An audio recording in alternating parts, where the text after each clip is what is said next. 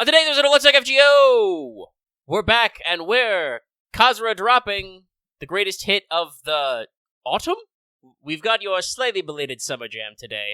This voice is Omega. With me as always is Lucky, and we are not pixies. Probably. I hope everyone is enjoying Fate Grand Order, aka unlimited booze, unlimited problems. And while we here at Studio Omega like to bring you the latest in FGO-related news and memes, we will be talking about current and future events for the JP and EN version of the game, so anyone not playing spoilers should go find their Star of Destiny. There's 108 of them, so it'll work out. Also, hey, before I even do any more further update stuff, as addressed in the previous episode of Let's Talk FGO, yes, I moved. I'm in the new place now. I'll probably tell some other funny stories later, but if I sound different, if I'm like, well, probably slightly echoier, new space. New acoustics. There's no carpet. You do actually sound a little different, yeah. Yeah. Also, I've addressed before how heckin' weird my mic setup was sometimes, where the gain knob also affects my master volume on my PC because Windows is stupid and thinks that this USB microphone device is also an audio device, which it can output audio from. That was very funny when I first booted up Discord, and it was, I think, trying to route my sound out through my USB microphone. Cool, great. But it reset all my gain levels and stuff. So I'm back down to 30%, which is, better than where we were. Hopefully not super blown out anybody's ears, so we're a little louder and we're a little echoier, but it should be okay. Sound levels on Audacity look about the same, but the quality is probably slightly different. But yes, that's why. We'll get some more furniture in here, and if I have to, I can always get some acoustic foam, deaden that echo a little, but it's here where we are. And then, after our wonderful, beautiful intro, I would like to thank our wonderful, beautiful patrons, including, but not limited to, Hadwin Hart, Black and G, Call Me Zed, Carlos, Dragon, JDV9000, Just Faye, Kaiser, Chris Starlight, Legendary Boss Hunter, Liam Kessler, Rise of Kenji, Rogue Rowan, Shervor, Some Gunny Baba, and Varian the Crow. Thank you very much for your support, as always, patrons. Like we do with more, consider supporting us Patreon. Thank you, and to everyone on YouTube and on our Discord to support us, thank you as well. And actually, before I move into the other segment, I should say the other funny preamble thing, which is this will be a rare episode where we may be visited by the ghost of cats past and present and future. I have my door cracked open because it's just me and the cats here, and they get a little antsy, and we don't want them gnawing on stuff, so it is highly likely that through over the next, 2-ish hours, 3-ish hours, depending, a cat will probably come in here and be like... we're gonna talk about fucking Metaphor and space trucking later. Don't you guys worry. Yeah, like I said, that's why I'm like, 2 to 3. This will be long. This week will be longer. Because you said it on the mailbag post we're going to talk about later, too. You're over 70 hours in, so... Yeah. There's plenty of content there, but expect at some point, in the night, a cat is going to come up here, look at me with her big blue eyes and go, meow, and I'm going to be like, what do you want? And hopefully we don't desire a scritch behind the ears while I need to use my mouse hand for something, because that's the side of my desk where the door is on. But with that, let us move on to our regularly scheduled next programming function. Let's check in with everybody's favorite Kohai, Mash. Senpai, 起きてください. Because it is time for Wake the Fuck Up Senpai for Pro Tips. This may only be a pro tip for the handful of people who have not started the event yet. I saw a couple of people earlier this week lamenting this in our Discord, but, we're all busy people, and you got 3 weeks. I believe it's 13 days left as of the time this is getting recorded, so you do still have time. But this is also a personal experience thing. Obviously, I moved over the weekend and had to pack everything up a little earlier than I planned, so I've been going a little slower through parts of the story. I was able to catch up over the past couple of days because there's only time gates. There's no point gates or, need to clear jobs or missions or however they're phrasing it at Mount Liang. You just do the story, and then the new story is unlocked, so we're at the point where all the story is unlocked. You can just do it all at once, so long as you have the free time and patience to sit down and do it. It's there. So I managed to catch up and finish it up today. But yeah, that does mean that if you are concerned with story clearance, want to get your permanent Ellie-chan, you can just go through the thing.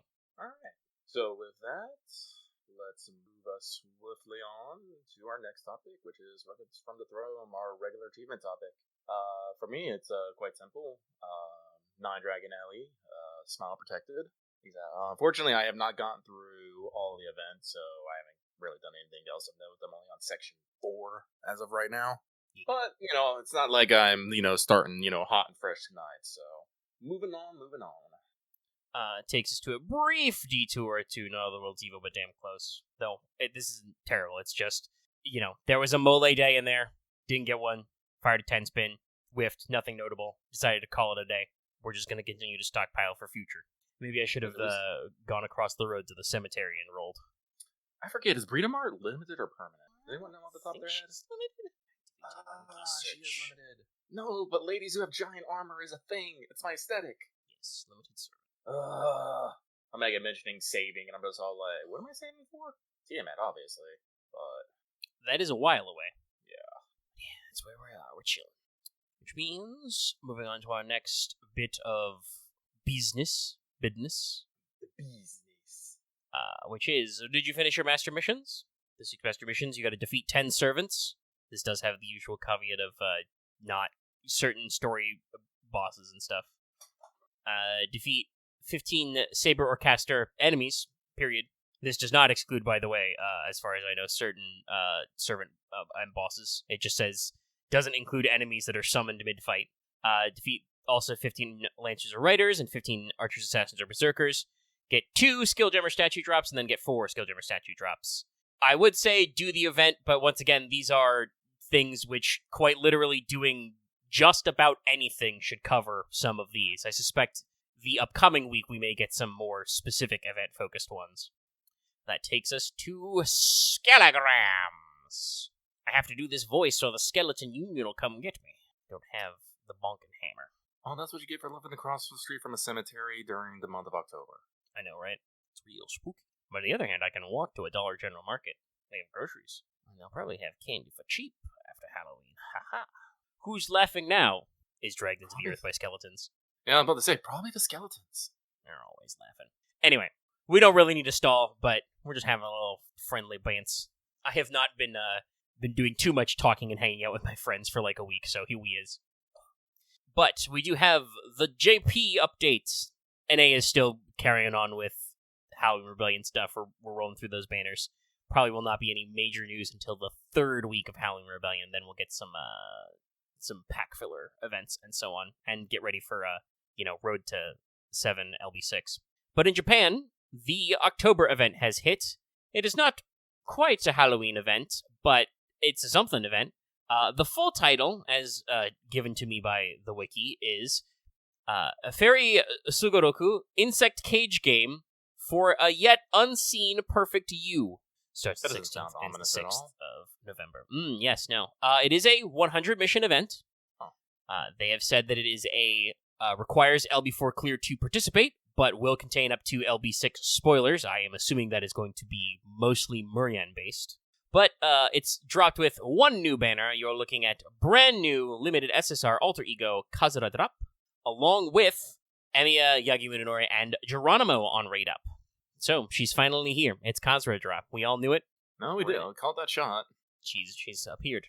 And also, the reason why I did make my, making a late joke about dropping summer jams is, one of Kazuradrop's ascension does count as a summer servant. She has her swimsuit on in one of those ascensions, so, it took them until October, but we technically have all of our summer servants now. I'm guessing it's a little wild to think about, but I guess just throwing in a swimsuit in one of the 3 ascensions is a good way to get more summer servants out there without actually making more summer servants. Yeah, it's especially because they can officially tag it as a trait, because there are some skills which interact with it. It's real easy to just be like, oh yeah, the second ascension, where they're wearing a swimsuit, that counts as a summer. Ta-da! But this banner, and obviously new servant details are later in the show, but this banner also coincides with some not-so-random rank-ups. First of all, I want to say the rich get richer. Yagyu NP buff, damage up, now has Pierce Invul for 1 turn, and gives the enemies 20% arch resistance down for 3 turns. My man. Yeah, Yagyu is already a pretty good single-target blue saber, but his NP was very vanilla. I think it was just attack down or something on overcharge, no special effects. So now it's piercing, and it gives them arts res down in case you loop back around or play with an arts comp. Should be very solid, especially with the NP damage increase. Our boy Emiya gets the first Mind's Eye EX with his 5th, I believe, rank up. His 5th buff. They can't leave this boy alone. No, I know. I mean, it's just... honestly, I mean, I understand why. Like, I do think that, especially with when the game launched, lore-wise, Emiya should probably be a 4-star. Like, he's supposed to be a very weak servant, but with a very strong utility, you know? But I think what they forgot is that he is, one of our classic headlining characters, so we just gotta keep hyping him up. And so we just keep giving him the juice, So Mind's Eye EX, he now gets 20-30% attack for 3 turns with that duration, and the defense up he gets is increased to the same, so it is now 20-30% for those 3 turns. He also generates 20-30 stars. He's cooking. And it's still a 1 turn evade. So, yeah. Crazy. Yeah. So, yes, pretty strong. Pretty strong. Now he's got his flippable NP type. He gets all 3 color buffs. His star generation buff is also, I believe, a crit damage buff as well. So you now can just force 30 stars to be added to that total. It's crazy. And then chat, is it finally time, listeners at home? Have we begun the Geronimo redemption arc? Is it finally our time? I'm fine. I'm here for it. Because they have buffed Geronimo's quick buff. I believe that's his 3rd skill. It is now targetable. Yeah. And it gives the targeted ally -1 turn of skill cooldown. I do believe that's what a lot of people said, that Geronimo's kit would be a lot better if he could just target people with those buffs. Yeah. That is a thing I think at various times we and several other people in the community have proposed over the years, because as a caster who I'm pretty sure, because he was, in like the first year or 2 of the game, has an Oops All Arts card deck, the ability to separately buff each of your 3 card types is not really rewarding. But if he was a weird flex slot guy, that could be much more rewarding for budget comps, which are still a thing. And so, a targetable quick buff and a 1-turn skill cooldown definitely opens up some possibilities, and hopefully we keep up this trend. I don't know if we can shoehorn Geronimo into every event before the game ends, but, we're trying. But also, we're pretty sure most of you knew at this point, but we did get the FP Rate Up campaign finally for our bonus special friend servant from Ordeal Call 3, a FP Gacha Rate Up campaign for both the male and female Haku no Kishinami 4-star Moon Cancer. Still, kind of sort of a welfare, functionally identical to Habetrat. They only have one sprite and, the first Ascension art and then the final Ascension art. Mm-hmm. And you get your first copy you get to pick for free when you complete Ordeal Call 3, but now going to be in the FP Gacha, and they should be both fully available, either of them, so you can get both copies. We'll also be talking about those, their stat blocks, later. I have heard that people have been having some struggles getting all the copies they need, so people might want to consider stocking up that FP so you can roll big when the time comes. And I mean, you can always go in for coins and stuff. Yes, it is. Even with rate up, it's still apparently a bit of a pain in the ass to get specific NP copies of whichever ones you were hunting for, or both at the same time. I will say, I did see a tweet by somebody who was like, "Oh, I didn't get them in a couple million FP or something," but it was like they had 30 million FP, so it was like a relatively small percentage still. So the numbers are probably not great, but if you already have a pre-existing stockpile of FP, you'll probably be better. If you are one of those people that doesn't have a lot of FP, you've rolled it out, previously, you've gone ham, like when Nobukatsu was in the FP Gacha or something like that, or, you're a newer player and just haven't built up, multiple millions. Start gooping in there. Yeah, it took me a little bit for Habanyan, but not crazy. I think the primary problem you're going to run into is because there are 2 of them separately, and they count as separate servants, despite the fact that it's a real Mecha Liz situation here. They're functionally identical except for the appearance, but obviously we'll have in this case different voice actors and different voice lines. But yeah, it's an interesting one. Also, probably not surprising anybody, but as part of this, also Kazuradrop has a costume. It is a Murian costume. Yes. So, like I said, this is why I'm pretty sure the LB6 spoilers are going to be mostly Murian focused. But this is kind of a cute tie-in because, it was...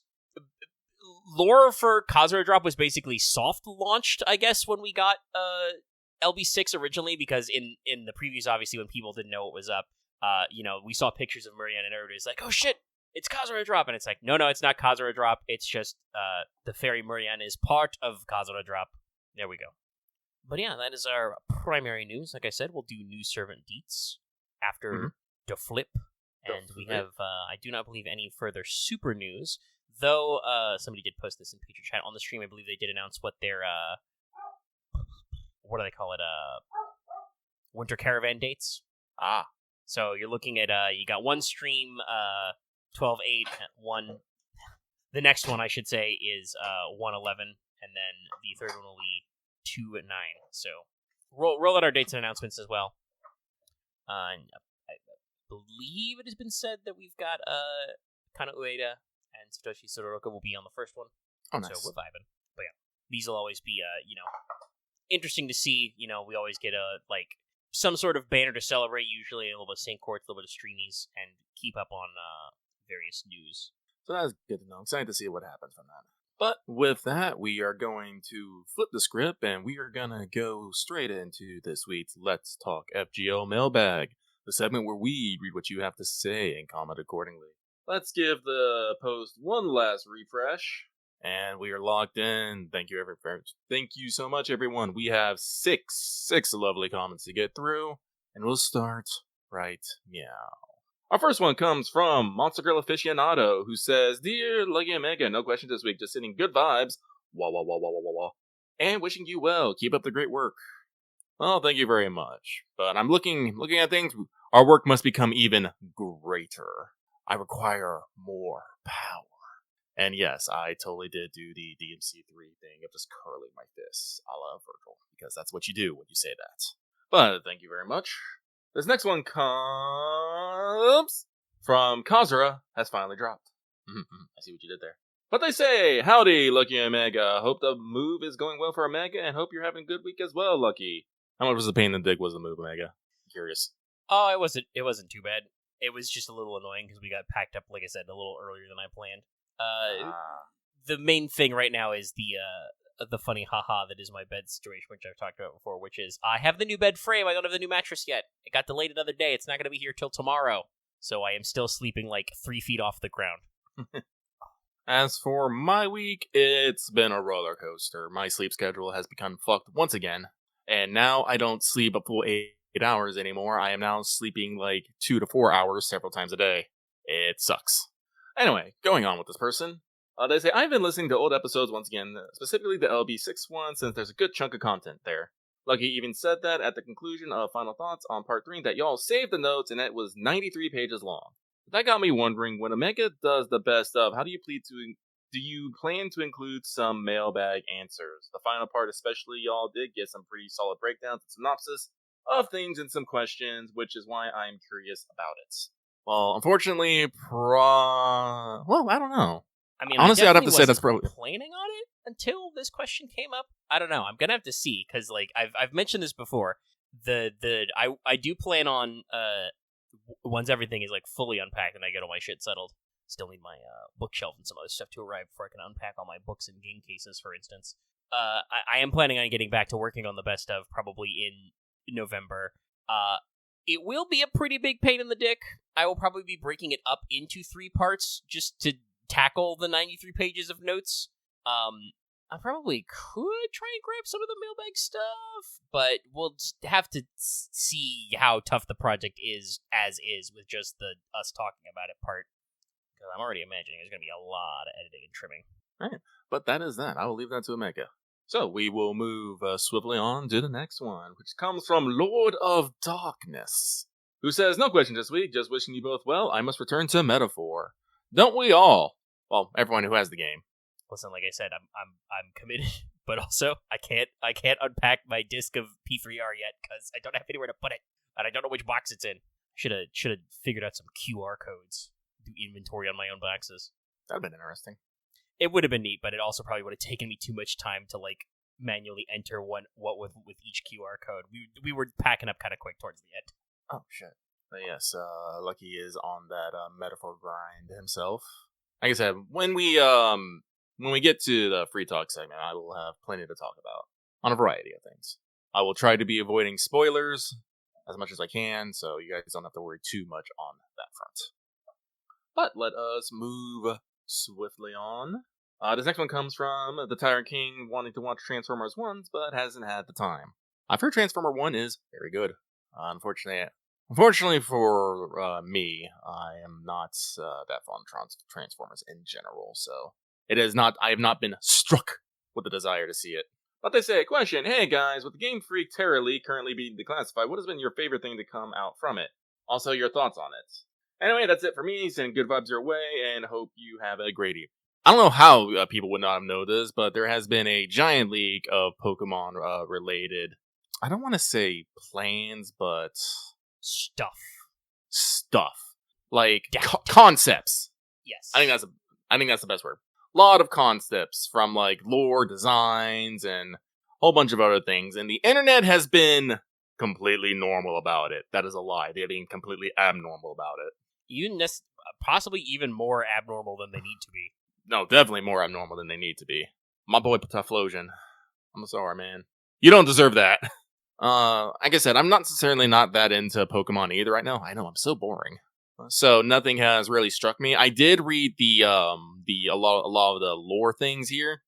Some people are aghast at it. And I look at this as like, oh, this is like fucking Greek and like Greek creation myth bullshit here, which I thought was neat in its own way. But like I said, the internet completely normal. Yeah. I don't really have any. Talk about what's your favorite thing to come out? I don't know, man. We've dodged most of it. Believe it or not, I somehow don't follow people on Twitter who are yelling a lot of stuff. Mostly it's just like, yo, have you read some of this leak? And then move on. A few things have been posted in our Discord, but I did say to be careful about that, and I think I was correct because I do believe that the Twitter account that was posting those leaks, got a DMCA claim. Possibly gonna eat a lawsuit if they're not careful. And that's why I want to start by saying that definitely there's a funny way that this person phrased the comment as, oh, they're being declassified. They're not really. They're being WikiLeaks right now. Being declassified, implies that the government either gave up the classification or somebody filed freedom of information. No, some guy still got this. And it's a very weird leak because, if you actually dive directly into the files, which I do not recommend, it's just, a raw data dump of whatever this guy fished out of Game Freak. So there's, personal information of Game Freak employees and stuff in there, which I super double do not care about. But, he may have gotten access, he or she, actually, I don't know, but the leaker may have gotten access to, prototype stuff on what they're working up for, their next title on Switch, maybe some Legends ZA stuff that they're not, they're not releasing yet, because it seems like they're doing, stages. The one that probably interests me the most is, the Heart Gold Soul Silver source code. Very interested in seeing if anybody does anything interesting with that. You probably could already emulate it very easily, because I'm pretty sure regular DS emulation is cracked. But I am kind of interested if this will, give ROM hackers anything, interesting to do. Because I think we've mentioned this before, talking about Pokemon. I'm a big Gen 2 guy, because that was the first one I got, really into. And also, Gen 1 Pokemon is just, horribly broken. But I also understand that, even in Heart Gold and Soul Silver, the game's not balanced as good as it could be. The leveling curve's a little weird. And some of the plot pacing for where you need to go gets a little wild as well. I actually still am not sure what the intended order you're supposed to do some of the Pokemon gyms are. I'm pretty sure Jasmine is supposed to be before. Oh, I forget the exact name of the ice guy, but I think she's supposed to be first, but she's our first steel gym leader, and that gym's fucking hard. I remember back in the day, by the way, guys, when you would go to that gym and the trainers would run up to you just to be like, hey man, good luck. She's real tough. And then just let you go by. They're like, nah, you don't need trainers, buddy. And now as an adult, I'm like, but I need trainers. They give good EXP. I need to kill them and level. God. But yeah, so I'm interested to see if anything will come from that. But yeah, it's been interesting. And Lucky and people in our Discord chat are saying, a lot of the mythology stuff is super neat. They have a whole mythographic diagram about Arceus, that like actually ties into some obscure like symbols they actually used in the games. But a lot of the tone of the mythology is just very boilerplate, like what classical myths and a lot of other myths are like. There's definitely, I think, a Shinto and yokai folk story bent to a lot of them. That it seems like some people who are too Pokemon brain didn't realize. And a lot of it is just like interesting conceptual stuff. But like a lot of the Pokemon mythology, I think, basically just got crunched down into like Celadon City's library. Which admittedly did have, the famous lines about once upon a time, people even married a Pokemon. And that was, like, spicy for people looking back. Well, the context was probably spicier, but that was never going to make it into the actual Pokemon game, Some of the beta designs are funny. I was unfortunately shown an unearthed Diglett. That was apparently a beta concept at some point. I thought that was found out to be fan art. Was that one of the fake ones? There's some stuff bundled in there, but even if they were, the person who did that fake one was like crazy. But there's quite a lot of beta Pokemon designs, some of which are better. There was a beta design for Absol that was much more explicit with its yin yang vibes, and I'm like, oh, that would have been nice. But you never know. Like, this is the thing. Actually, I want to say there were some people like talking about some. There was like a flamingo Pokemon concept, and I don't know if that was going to be in a 2D or 3D game. But the version we actually got in Gen 9, which is a 3D game. Was a lot more simplified, but this is actually a thing people need to think about. When you're talking about, like, animation and stuff, there's a lot of difference between model rigging for 3D and just 2D, like, Pokemon sprites that don't move that much. Like, doing a couple frames of animation, yeah, then that's probably why they simplified it. If it was for 6 and that was also going to be a 3D model, like... When you're doing an animation for like a 3D model, and especially if you want it to have like a little bit of that like wiggle room and actually have stuff animate besides just basic moving around, you got to think about these kind of things, and it can be a very pain in the ass if you over design too many things. It means your animators got to work harder. So like I could totally see why they go to like simplified concept, because the concept artist storyboards it out, and then they get to the animation team, and the animation team is like, oh man, this guy's got like extra feathers here and like weird. Extra there, and we got to figure out a color on that. It's just a funny note about character design. But yeah, it's interesting, and it looks like the leaker is still like chewing through their stuff and slowly rolling out some stuff. I believe that blocks of info from Omega Ruby Alpha Sapphire is next, so that'll be interesting. So let us move it on it. This next one comes from Agent 418, who says, "Hello, Lucky Omega. Have a good weekend, y'all." Same. I mean, thanks. Same to you. I'm sorry, I just had that moment of like, Catcher goes, "Here's your chains," and you just respond automatically, "Thanks, you too," and you're just like, fuck. Yeah. But yes, hopefully it will be a good weekend. I'm hoping we can finally get back to tabletop. Yes, we should be able to. So like, I've been taking care of my withdrawal symptoms by working on the space trucking, but I need it, Omega. You don't understand. But, yes. So we'll move on to the last one. And this one comes from Soul of the Light Mode Discord. And they say, "Dear Fantasy Lucky and Metaphorical Omega." Yes, I agree with these. I am a fantasy. I am a figment of your imaginations. Must resist urge to break out into Bohemian Rhapsody. Well, to help with that, I'll just keep going here. They say, "No question times, but answers." Last week you asked, who plays FGO on an iPod Touch? Soul do, that who? I like my MP3/EPUB holder/headphone jack having a rinky-dink device. And boy, let me tell you, FGO has been having slowdowns lately. It's not supported, but it works. Well, good vibes, wah wah wah wah, to you both, wah wah wah wah wah. I'm going back to worrying if I'll be forced to upgrade my flip phone to a smartphone solely because it's my preferred mobile game. Ta. We found him, Lucky. Yeah. Now we found the dude. We found the dude who's playing on the iPod Touch. Thank you. You are a historical treasure and should be put into a museum forever. Along with your flip phone. Along with your flip phone. I'm going to be real. I miss flip phones. I like flip phones. I genuinely like flip phones. And slide phones. When you can slide it open and you had the keyboard under there, that was the fucking best. Can I get a combination smartphone, slide phone? I would love that. I think it was a few years back, so I don't know if they still do them, but I do believe there was like a retro movement for the Sidekick, and they did do possibly a limited run of some re-releases. I mean, My joke was going to be, I thought I was the slowest person to switch off a flip phone because, like, I was on a flip phone, like, all through most of college because I literally just needed it to, like, call my parents to get picked up from school and shit. And very occasionally to take official calls from the college. But yeah, no, like, I mean, I certainly understand, talking about, like, headphone jack having rinky dink. I'm like, who's against headphone jacks? I guess Apple is, I think. But most things I own still involve a headphone jack. Like, I'm still all about that. I mean, I have made the jump to Bluetooth. Like I said, I have had my headphones ripped out of my ears way too many times.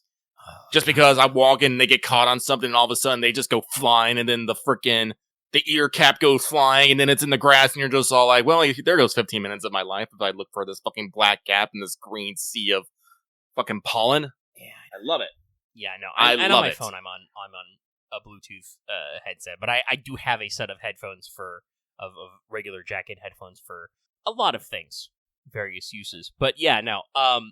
No, I understand the desire for a device. I mean, I don't know if you'll have to upgrade to a smartphone. I'd have to check what tablets work for it. But if you can get an Android tablet with a sufficiently, far off enough OS, I don't think FGO is ideal on tablets, but it also runs on those. And I'm pretty sure you can get, having owned several cheap ass tablets in my life, you can get some cheap ass tablets.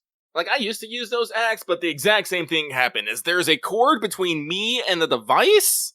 Yeah, no, like honestly, sometimes with my Bluetooth, because I have the kind that are connected by, like, the thin band, like that is, and then go in my ears, like, sometimes those will still get caught on something or fall in a weird place. Like, if I take a headphone out to, like, listen to the outside world or whatever, and it slips, and I'm just like, where the fuck did my ear cover go? It's fallen out now. Like, those kind of ones are pretty rad because you can just, like, put them around your neck, and when you're not using them, and just goes, I'm like, and you feel like you're in the cyberpunk future. That's pretty cool. My other personal concern is, I'm very hard on headphones and headphone cords. I, stick in a lot of stuff. I wear them a lot. My previous set of I had a previous, like, Bluetooth earpieces. Those eventually just, like, cracked. Like, one of the earpieces, like, the plastic just, like, cracked. I think it was probably because of, like, a temperature transition. And, like, I had to, like, hold it together with, like, so much tape. My current ones are nicer and have lasted longer, but, like, I've worked through a lot of wired headphones in my day, from the old school over the top of the head day to the earbuds and on. So, like, I just can't, even if I go a little bit more expensive, it's still a tiny ass piece of electronics, and, like, I'm gonna, like, accidentally jerk it or bang it into something, or drop it, or I'll just, scoop through, because I it'll just melt because of the humidity or something. I go through a lot of stuff, but I just think also in life, chaos reigns. As I said before, I have a new bed frame. Fucker's 18 inches tall. It's steel. I've had this frame since I think Wednesday. I've already barked my toe on it like a half a dozen times. Had this bed frame for like 3 days, so that's the kind of shit I'm living in. This is why I agree with you, Lucky, ultimately, that while I do still, like, have a headphone jack for a lot of stuff, and I have a pair of headphones around to go in them. This is how I quietly watch YouTube and other video services on my PS5 when I don't want to disturb people in the small hours of the morning. You can just plug a headphone into the controller. But I can't, like, use them in my daily life to walk everywhere because it will get caught on shit. It'll find a way. There's so many corners in the world, chat. So many corners. Why does everybody want corners? Oh, no. There's just things that just happen. If you are in a rolly chair and there is a cord on the ground within 6 feet of it, it will end up under that chair somehow, some way. Magic gets sucked in, yeah. It's just one of those things where I would just, like, with the arms of my chair, my rolling chair, office chair, which they're a little maneuverable. Like, sometimes I'll just somehow get my headphone, cord or another, like mouse cord, like, looped under, and I'm just like, how did you do this? How did we cross in front of this? And, like, you've completely gone under this arm. I didn't even sit in the chair. I should have sat in the chair, and then you wouldn't have crossed over at all, because the position where I put my butt and the position where the chair arms are just different. How did you do this? Or the magical power of headphone cords to just grow a knot. I seriously, I need to find like an engineer or a materials scientist or somebody and have them fucking like a physicist maybe have them explain it to me. I still don't know how headphone cords get knots in them. Like, I partially know the reason why. It's because you twist them, and when they twist, they loop on each other. Okay, I could see that. So if they loop enough, that the more they're twisted, the more likely they are to self-make a knot. It's still so crazy to me. It's weird, still but happen because yeah, it's like I'm picking up what you're putting down, but I'm also like, man, that's still so extreme because like, you get knots that you like have to sit there and like pick apart because they're taut, and I'm just like, geez, have I really twisted around my headphones so bad that they could have that tension? Probably. But yeah, man, like people don't know. Generally, people like when you pick up headphones, you usually don't take the moment to untwist them. As long as they're not like taut and stuff, usually people just stick them straight in. So it's just one of those weird things that it's getting knots and cords is just one of those things. It's a lot of little things that add up, but it's still just a pain in the dick. And this is why cord management is important, and I am currently not doing it as I stare down at the bottom of my desk.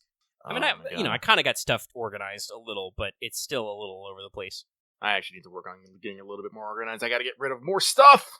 I do have at least I have some, they're not, you wouldn't call them cable ties because they're like Velcro, but I do actually have some like Velcro cord organizers so you can bundle your cables together, and I will probably need to set those up at some point, but we'll wait until I get my extra internet stuff, because I need to run some Ethernet cables as well.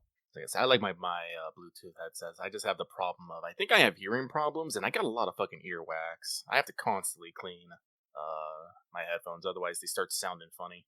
But that's enough on peripheral devices, I suppose. Hey, we're an audio podcast. Even if you are observing it, probably on YouTube, where it is posted as a video, kind of. Though admittedly, YouTube has integrated a lot of podcasting stuff over the past year or so. So we could be on YouTube Music, ? But, people listen to us with their ears, so audio stuff, not crazy. Hey, leave in the comments whatever the weirdest device you've ever played FGO on is. We'll see if we find any more iPod Touch havers. There could be dozens. Yeah, I'm not sure if I probably have a little bit of hearing damage, just because I've been a headphone wearer all my life, and also, I mean, I've been near a lot of house renovating equipment without ear protection. Not like right next to, but close enough. Also, honestly, I've had ear protection in and they just forgotten to apply it correctly. Chat, you'll never find yourself in a situation so bracing as being in the shooting range and thinking both your earplugs are all the way in and one of them is not all the way in. Ooh, I like this minimalism. I actually have an old Kindle for books. It's been working its way. But yes, that is the mailbag. Thank you for your submissions as always, everybody. That means it's time for Caldea Free Talk. Primarily focused on new servant deets. We're going to begin with the servant who's technically been out a while, but is now actually rollable. Like I said, I'm still calling this a story welfare, basically the same as Habitrot. You get one free copy, and then you roll your extra NP copies in the FP Gacha. Limited number of Ascension arts and sprites, but still looking pretty good. Obviously, Wadarko did not get to flex her horny muscles, but still got to do some very fun stuff with the art, where the two final Ascensions basically mirror each other. It's pretty good. So we got new free Moon Cancer SR, bringing our count, actually I should say, literally doubling our count of Moon Cancer SRs. Because I believe your previous options were BB and Summer Tenochtitlan, so now you have two more. Male and female basically have the same stats, effectively the same skills and NP. They got slightly different names for things, and obviously you're going to see different voice lines. I assume their animations are also technically different, at least by virtue of the fact that they are indeed different sprites. So, again, similar to Mecha Ellie, but also even a little more differentiation. In terms of stats, we're literally smack in the middle between BB and Summer Tenochtitlan for attack and HP. They are quick, arts, buster. Average hits and slightly above average NP gain, they are 0.6. Despite different names, and possibly different animations. I actually found it interesting that the Wikia did not actually have a video of either of their NPs. I don't know if that means that they were like hidden or privated or possibly even taken down in kind of the push FGO's been talking about for getting more current story content off YouTube, or just people were not recording and making sure to update the wiki accordingly. But their NPs have different names, so I assume there are some differences in the animation, but I'm not sure. But they're functionally the same. It grants them what I'm going to call anti-purge defense for one turn. This is a very interesting, funny ability because it does defeat anti-purge defense, the form of invincibility that previously defeated Pierce invincibility, but it doesn't beat evasion. So we've developed a tactical rock paper scissors here. So either Hakuno can defeat Castoria, but Emiya with his regular ass mind's eye dodges still. So funny how that works out, I guess. It's got it's just Buster AoE, and it has a 60-100% stun chance scaling with overcharge, which is pretty good for a servant where, at least if you've got enough FP, you can hypothetically get NP5 without needing to spend anything. And in fact, if they're not in the regular story or event gotchas anyway, literally cannot spend money on. I don't think there's any way you can buy FP other than, I guess, turning Saint Quartz into rainbow apples to grind it. But yeah, first skill is pretty crazy. So follow me on this, chat. It costs 10% of your NP gauge. But if you have less than 50 stars, you get 5 to 10 stars based on the level of the skill. And it also gives you a new command hand. Oh, and it has a 0-turn cooldown at maximum. It starts at 2 turns of cooldown, goes to 1, and then 0. So hypothetically, so long as you have 10% NP, you can keep firing this to get a new command hand. Just as many times as you have NP to fire. This is a pretty bonkers design for a skill. I like it, but man, we're getting crazy up in here. It really does make me think of Extra when you had the fucking rock, paper, scissors kind of thing going on. Yeah, you can just keep getting a new hand, you know? I also like that this is why they put that cap where so long as you are below 50 stars, which is, I believe, the point where your servants all get 100% crit anyway, it has a cutoff because the game is like, if you're at 300% NP gauge, or like you use skills, you know, on other servants or your mystic code which generate NP, you could hypothetically generate more than 50 stars with this skill. So they're just like, we'll give you a soft cap, don't worry about it. Our second skill is a 20 to 30% color buff, so that's 30% on Quick Arts and Buster. It also gives you a slew of on-hit buffs, which are also all really good. These are all 3 turns. So if you hit with a Quick card, you get 1 turn of evade. Just straight up. You get an evade. If you hit with an Arts card, you get 20% NP gauge. Oh. It's just 20% NP for free.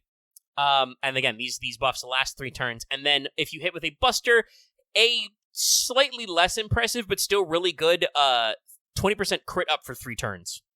Now, the evade is not a hit number, it is per turn, so it does mean that if you end up doing, like, I mean, you've only got 1 quick card, so it's not like you're going to chain it, but if you were somehow able to manipulate that, it doesn't stack, so, it's out there. But, like, this means if you put together, a QAB, which would also be Brave, but if you do a Mighty Brave chain here, you're looking at 20% free NP, and you're going to generate, 20% extra crit, which because, a quick card is in there, you're going to get free critical strength as well. Like, you'll get free crit chance no matter what. And then also you just get an evade for a turn. Pretty impressive. So it's a 1-hit, 1-turn evade? No, it's just 1 turn flat. So you put your quick card in there anyway, you're good for a turn. And remember, so long as you have NP gauge, which you are getting 20% of if you use one of their 2 arts cards, you can just get a new command hand. You can just go fishing. Like, it's, again, very interesting stuff. I don't think it's going to break anything because fundamentally, both Hakunos are still 4-star moon cancers. So they're going to be doing neutral damage a lot of the time. Like I said, they're not the highest of attack for the slot of 4 stars we have. So we're not going to break anything, but you get to do some very funny stuff with them. Even so far as their third skill. So their third skill, it's also a 20 to 30% battery. It gives you 10 stars per turn for 3 turns. And then you get to pick. You get a 20 to 30% damage buff for 3 turns, and you pick whether it's against the Heaven attribute, the Earth attribute, or the Human attribute. Oh. Choose your own bonus damage. Again, very funny. It does amuse me that Star is not in here. It makes sense. By the way, also another fun fact, both Hakunos do have the special trait where they do not take that bonus damage from enemy Elish. I'd like to picture that as Gil being too much of a simp, but it's also probably because they're from weird moon space stuff. We also have some funny passives. They have Independent Action EX, which is a permanent 12% crit damage up. They have the Codecast passive, which gives them a flat 5% up on their Arts Buster and crit damage. And then, they, letting you know where they are in the timeline, they have the Regalia of the Moon as passive, which grants them 10% extra damage flat against everybody who's not a foreigner or NPC-only class. Oh. This means that indeed, the Hakunos get 10% bonus damage against MASH, even. Shielder is included. So yeah, very funny to me, but a pretty good way to interpret the supposed authority of the Moon Regalia. You just get bonus damage versus most servants. So yeah, and if you're curious, I believe that their append skill that does extra class damage is against foreigners, so if you are willing to spend a lot of FP and get a lot of servant coins, you can, again, kind of do some funny Swiss Army knife stuff here. Not going to break anybody, like I said, because it's still, a pair of 4-star servants, but this is just a lot of funny potential, and I feel like the team doing the game design here had a lot of fun. It does make me wonder if perhaps, much like with the original instance with Extella, where Extella 1 was supposed to come out much closer to FGO, so there would be more tie-in with Altera. That was supposed to be more of a mysterious, oh, who's this? Find out more. Buy Fate Extella now. But the timing just didn't work out that way. Both for the JP release and then for the EN release. It does make me wonder if maybe we were planning some of this focus with Hakuno for maybe extra record to be coming out a little sooner, but we know that it's been kind of heads down, development silence for a while. They did pop back up recently to say that I believe they're still on track for 2025, but yes. I'm wondering if perhaps there was a certain point where in the plan it was a 2024 release that got pushed further down. Because we're showing a lot of love to both Hakunos, and like I said, I think I appreciate this. It's cool to see a cameo from another major headlining Fate character. I think the only other main protag I think who's gotten quite this much love is maybe our boy Iori. And I only say that because I do kind of feel like while Sieg does have a very good Premier is our main tie-in, I feel like he's not, because he was an event servant and a welfare, he's not brought up as much as he could be. Iori's got a ever-expanding list of servants he wants to fight. But yeah, going to be very interesting, like I said, to see how this works out in story stuff. And what the summon lines are like hey man, you're having a rough time, I'm here to help you out, buddy. I could be minding my own business playing Dynasty Warriors, but I'm here. Considering that they give you a free copy at the event, I hope at some point you just get to hang out with one of the Hakunos. And this is one of those things that, like I said, I saw some people posting a few screenshots on Twitter of their story sprites, and this was people were going what? Huh? Are we doing this? Yeah, we did it, chat. And so it seems like they are directly involved with the story early, so we're hoping we're gonna get some juice. I'll call them great senpai. So now let's also talk about Kazuradrop. She's finally joined the squad. This means out of our Sakura 5, only Violet remains. We'll have to see if they can figure out a place to put her before the game decides to wrap up. Oh, they might. I'm hoping we can squeak it in. There's a lot of opportunities. I don't know if before the end of this year, but probably not the end of this year. But no, I'm pretty sure we'll have the whole crew before the end. It's if I understand this correctly, we do have what seems to be the first appearance of Violet's actual design. Yeah, tucked away. But Kazuradrop, SSR alter ego, as you would expect, she fits firmly between Melt and KP in terms of attack and HP. So she's not, not the biggest stonks of attack or HP, but in the middle, which is probably funny because KP and Melt are both way taller than Drop. But she is a QQA Ababa. Naturally has 2 Bs. Also, I'm definitely going to press X to doubt when it says alignment lawful good. I'm pretty sure normal BB is chaotic good, and so I'm definitely I'm pretty sure original flavor, Summary BB, aka BB Hotep, is chaotic evil, but she's fused with the crawling chaos, so that tracks.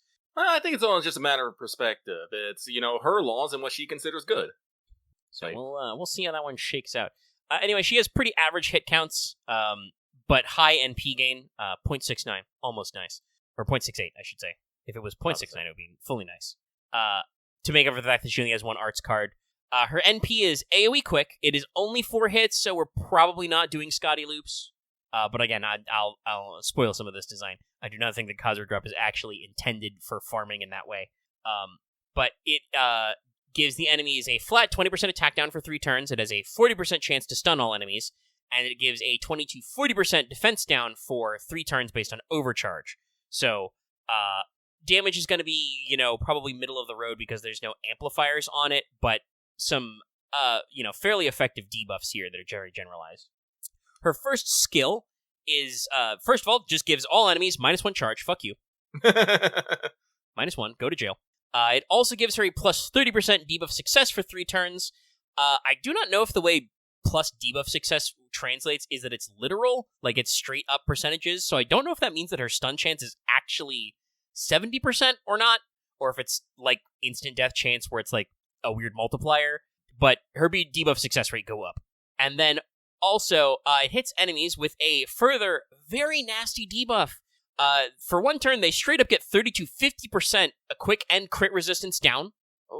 For 1 turn. And also, she has one of those funny little regenerating buffs that applies at the end of the turn for 2 turns, which sticks them with 30% quick and crit resistance down for 1 turn again. So even if they debuff clear in between those, she's possibly going to stick it back. So, very, very nasty damage effects here. Her second skill gives herself a 30 to 50% battery, and another 30 to 50% battery if you have a Sakura series unit on the field. So, not a Sakura 5 trait, and not a Sakura face trait, but a Sakura series trait. This applies to all of our Sakura 5 members we have so far. It also applies to all BBs, and I believe that's it. It does not include, Parvati Kama. Yeah, Parvati Kama or Durga. Yes. It does, however, include those funny Sakura-themed enemies you run into in, like, CCC and stuff. So, like, the cubes? Yeah, the weird pink cube guys and, like, even the pink, like, helter-skelter robots. They all count. They are technically Sakura series. Also, this includes enemies. So, yes, you can set up by obviously using your Sakura units, you can get the 100% battery, but also if you're facing a Sakura unit, you can get the 100% battery. Also, by the way, Kazuradrop herself counts as the Sakura series, so double Kazuradrop guarantees 100% battery if you're trying to figure out those strats. And if there are no Sakuras on the field, Kazuradrop gets -1 cooldown instead. She starts reloading if it doesn't work. She lied, she missed, so I reloaded. Got a popsicle. She deserves those popsicles, I'm sure. Then, her third skill is also pretty big. So, first, removal debuffs. Debuffs, get rid of them. Then it is also a 3k to 5k heal. Keeping in mind this unit is an SSR with not the lowest HP in the squad. And then it also hits a targeted enemy with a 30 to 50% defense down. Yes, this is on top of her NP defense down. For 3 turns, I believe. And then the very funny one, which is... Sorry, I had to scratch my nose. It steals the enemy's class. Ah, yes, I've heard of this. Kazuradrop just straight up it changes her own class to the targeted enemy's class for 3 turns. Now, for class score bonus purposes, she counts as an alter ego, so your alter ego buffs still apply to her. And also, there are a few classes she cannot steal. She cannot be a shielder, so I don't even know, they're like... I think I can count on one hand the amount of quests where you actually fight MASH, but it does matter for stuff. I think there's like... I feel like there was at least one event quest where like we actually went against MASH for like a training exercise, but it's like so rare.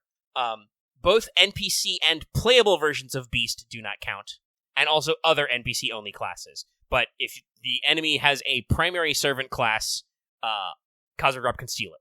This, by the way, is on a 6-turn cooldown. Same as her battery and her debuff. So, Yeah, this is very cute, and you'll see why this does the thing in a second, because we got to talk about passives.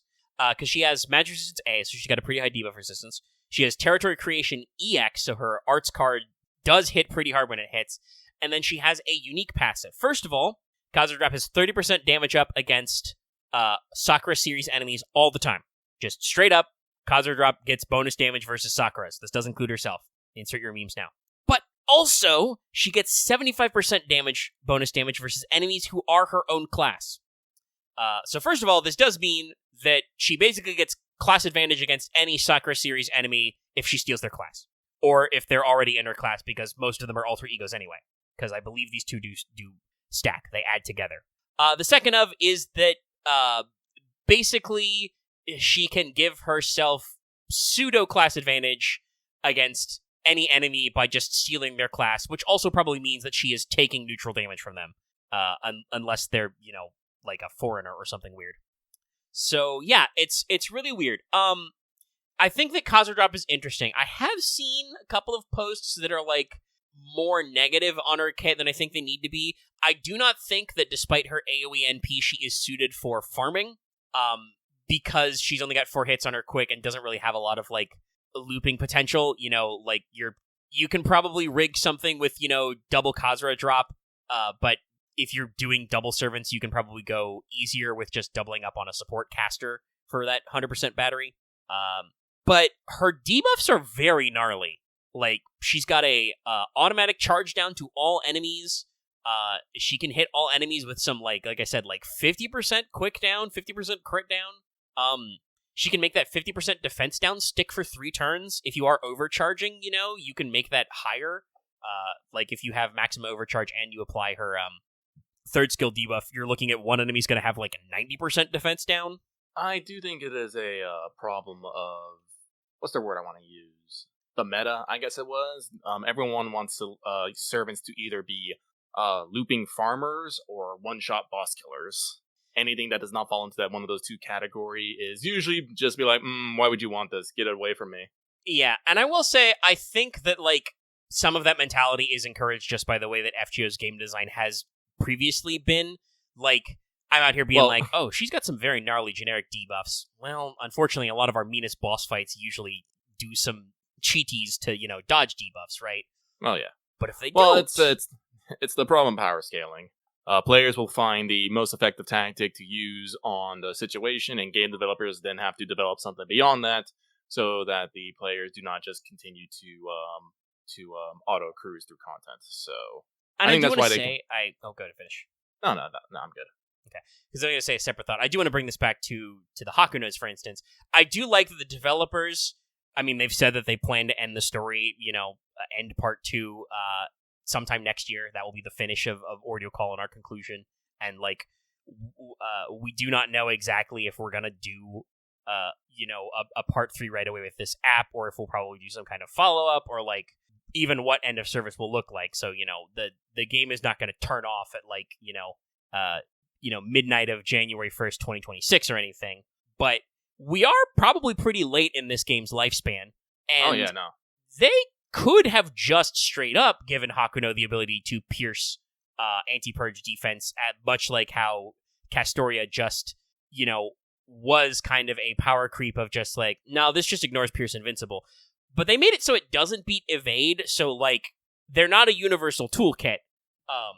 And, they were very respectful about that. So, like I said, Kazuradrop is very interesting. I like that she has this kind of, like, funny synergy with her sister units. And, like I said, if you do, like, steal the class advantage of a class that does have positive against itself, like Foreigners, this means that you get class advantage and you get her passive damage increase, which is, could be very powerful. So, like, it feels like Kazuradrop is probably, like, a niche, but, one, it's Kazuradrop. She's got a Murian costume. If you're rolling already, Yeah. I don't actually think they need to, like, I like it when they make units which are in demand very good and very cool. Like, it's something that about, like, Space Aresh is, like, they did not have to actually go above and beyond, but they did because they were like, we made him wait a long time. We're going to give him the extra sauce. Sauce. But, like I said, if you can make Kazuradrop work, I think she has some potential to be very nasty. Like I said, like 50% defense down, 50% quick resist down, and a 50% crit down. Technically, like that'll hurt.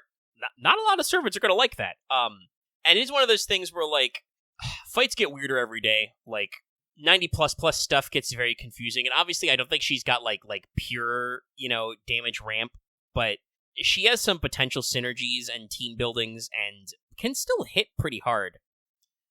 So like there are like challenge quests and extra shit on like the Bleached Earth and stuff, and still event challenge quests to deal with. Like Kazuradrop has some serious longevity, and I feel like we haven't talked about a unit who has longevity in a while. Kazuradrop wins the grind game. She has a self-debuff clear and a 5k heal every 6 turns, which is also her ability to set her class advantage. Like I said, if she's fighting against a Sakura, or you have another Sakura on the team, and I do believe it has to be other, she doesn't do it just if she's herself by herself, but if you have another unit that is a Sakura series, she does the buff. She has 100% battery every 6 turns, and like I said, she does charge down and lots of other like gnarly stuff. So like, like I said, I think that just some people's views of like what's good in FGO are skewed, and also we don't always know what's good. Like I think before people really cracked just how good Dual Scotty could be, like I do think that people were kind of like, oh man, this Scotty chick, is she good? She's not like a Merlin, because like Merlin has that like huge crit amp and then the huge buster amp for several turns on top of it, and also he has a hard defense. Like I cannot undersell to you, chat, how good when he was launched Merlin's team-wide invul for 1 turn was. Just be like, no, don't cease. Because like, and we've talked about this before. Scotty's NP, for instance, kind of bad. Like Gate of Sky when it first launched, very awkward. Thankfully, to make her good, you do not need to fire it. But people started experimenting with the quick combo. Like they put Dantes in there, they got double Scotties. We tried like Lancelot and stuff, and people realized, oh wait, the amount of NP gain you can get out of a quick NP that has a lot of hits is crazy. With Scotty's buffs, and then that rotated our whole meta around. I don't think that like we're going to be talking in 6 months and it's going to be like, everybody needs a Kazuradrop. You need that Kazuradrop comp. But like, I do not think she is bad. I think that a lot of the Sakura 5 girls, the 4 out of 5 we've got right now, they have very special and exotic kits. Like honestly, I think Melt is probably Passion Lip is the most normal with her weird, self-stun worries and her ability to instant death enemies. But, remember, Melt has, like, self-harming buffs and also can, at one point was supposed to suck up her teammates' NP, even though her buff strip on NP is very good. King Protea has the potential to have, like, the biggest max HP in the game if you let her just rip.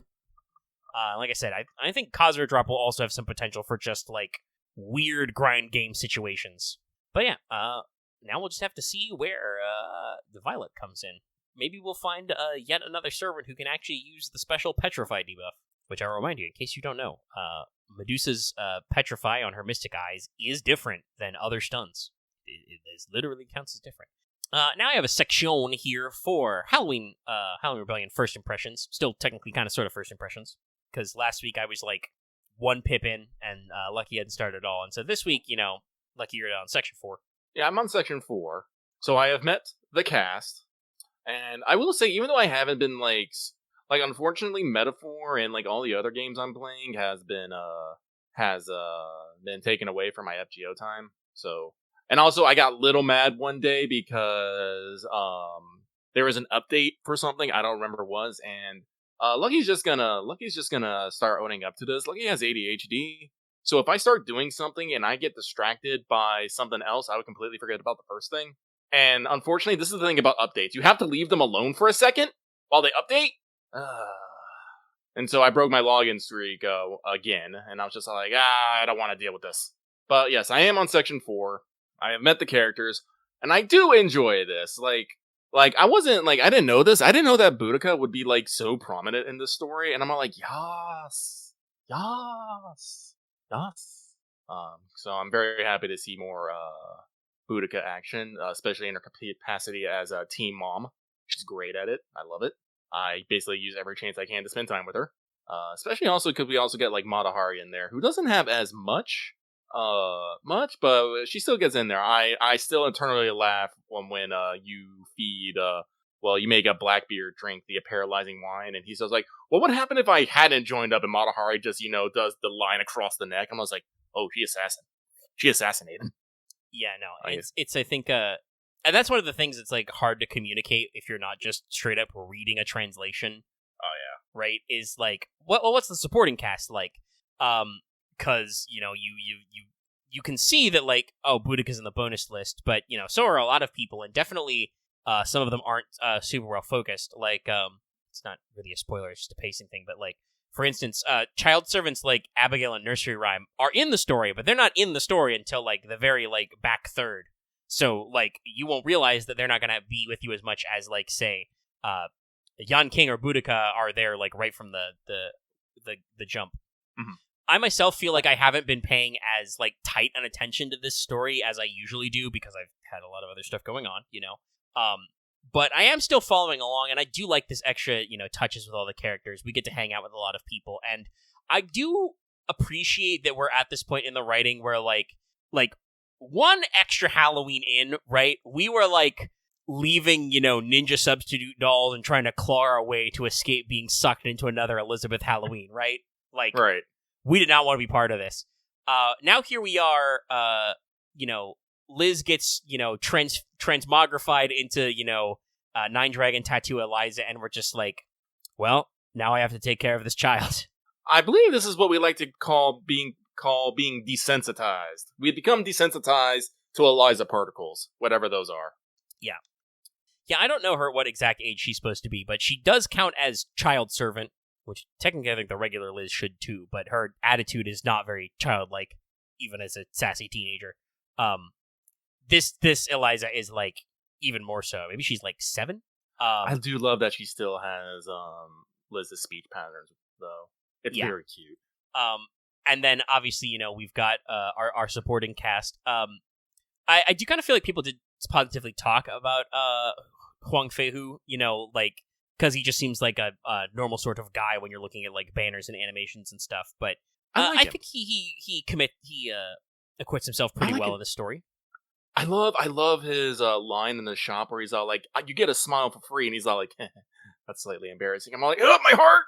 Yeah, he's just like a noble, upstanding lad who's here to support his friend Huyanzhou because she needs it. She needs it badly. She's a fucking girl fair, and I love it. I did not know that she was combined with a Pusa. Did not know that. Yeah.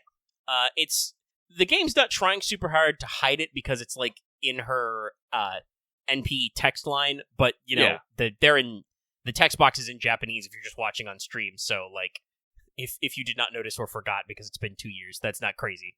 But yeah, no, they go out there. I think the one it did okay. Shout out ahead of time. You should check that one out though because I make sure to dunk super hard on Apollonius because he is the life of Apollonius is the source for the Impuse don't like to be yelled at, which in a modern context means that the young philosopher Apollonius just yelled at a pretty woman he met on the road with some travelers and she ran away in tears. Good job, Apollonius. Sounds about right. No, but I think she is fucking cute. Just how completely bipolar she is. Yeah, it's great, and we're like we're fully committed to the bit, and I'm here for it. Of just like you're great, you're awesome, you're the best. And she's like yes. Oh no, or the time no, like I guess I'm only early, but with the time where you like compliment her too much and she just passes out, I'm all like, I just want to bully her with compliments now. Yeah, no, it's great. All the characters are pretty good.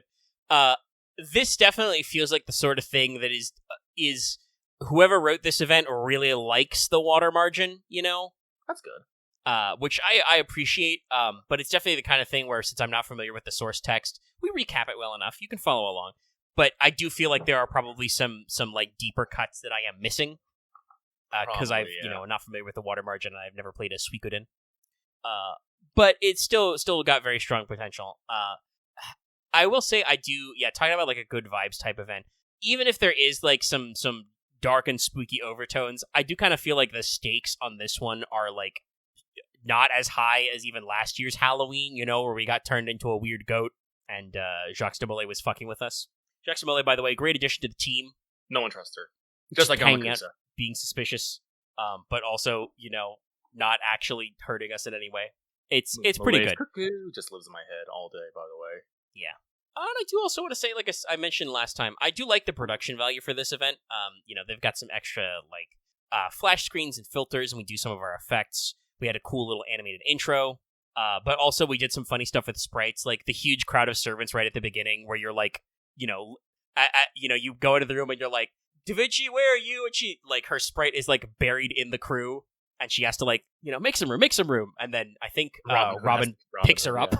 And she's like, her sprite physically, like, goes vertical. It's great. Like, they have lots of little touches. This is a good event.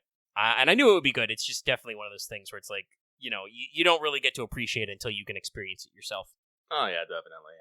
And so I will get through this event, and I'll probably do some modicum of grinding. I do like that the grinding is literally based on how many runs you do, not just by things. So I think it's like, even if as long as I'm doing my blue apples, if I get it all done at once, I'm not necessarily losing anything. Yeah, and obviously, like you get, and you will be very well suited for this. You get extra points for based on servant level. So, oh yeah, with everybody max level, you just auto sort them in and go. Yeah. And also, honestly, I kind of feel like this event is just very, despite the fact that I do believe it requires an LB4 clear, this event's very approachable. Like I mentioned before, you don't have to do any grinding to do the story. I was able to just like sit down and get through the back half, over the past couple of days, because I wasn't caught up. Summerbuki team, she destroys everything. Yeah. And then I get through there. I will say it's a little awkward when the game wants me to do Nine Dragon Ellie stuff, like put the temporary version in the front row, and I'm like, shit, man, I haven't been doing any grinding. I can't ascend her all the way. We got over it, but it's definitely like I appreciate how it's set up. We've got all 5 of 3 different CEs, in your various side quests, and also the shop, and stuff like that. So it's been flowing together pretty well. So yes, definitely appreciate this event styling. Any other little things about the event that have come up to you, Lucky? No, unfortunately, like I said, I'm only halfway through the event. I have not really gotten. I did a bit of grinding. I did a little bit of grinding in the early bits, and I do like to say I do think I like this where my bonus, quote unquote bonus points comes from doing things and getting the points. Because as much as I like the idea of the idle game timer stuff, sometimes that's like, personally, I find that a little too much sometimes. If it's one of those things, like, if it doesn't go on long enough, you get nothing, but if I let it go too long, I'm potentially wasting profit there. It's just like, ugh. So be able to get like the bonus resources and QP and stuff just based on, me doing grinding in general. No, I like that. I actually really do like this. Especially since, like, it's one of those things of, I like the fact that I can just put all my servants into there and it feels like they're doing something. Personally, I've always kind of wanted a system like that where I can just assign servants to tasks, and as I do things, it generates more stuff for me. I kind of wish it was more of a permanent fixture in this game. Especially with there being so many mats, you needing so many QP, you need so many skill gems. It's like, I would definitely like a more passive way to generate resources than having to spend my AP on the grind. But also, like, if it was just raw timers all the time, then you'd be, like, checking in, going back, Yeah. I remember, the days of, like, oh, God, I mean, I'm thinking of right now, especially of early-gen Girls Frontline, where it was like, all right, you've built a new gun, it'll take 5 hours, or you can speed it up, and I'm like, Jesus Christ. Well, I guess I got a good pull, but, man. And that also worked for, like, gear fabbing and stuff, Mm-hmm. So it's like, I would not mind like some sort of passive gen, but I do, like you said, like that it's tied to finishing a quest, like you still have to log in and do something, but that generates your points, and then when you're fill up on points, it cashes out. And there's lots of little fun stuff, lots of QP and other things in there. Yeah, so I do enjoy this bonus mechanic, and I wish it would show up more. But I think that's it for me on a Dragon Girls Water Launcher. Alrighty. Oh, okay, I'm back. We're resuming. And actually, before we step into free talk, there is actually one more normal Let's Take FGO business to bring up. Though believe the people have not mentioned it yet, so they may have forgotten. But I am aware personally that technically I'm way behind on Fanservice Friday. Technically still haven't done September's. But also I know that I've been behind. It's because the dear people picked, and I don't remember if it was Archer or Berserker, but picked Ned Kelly, the famous Australian outlaw.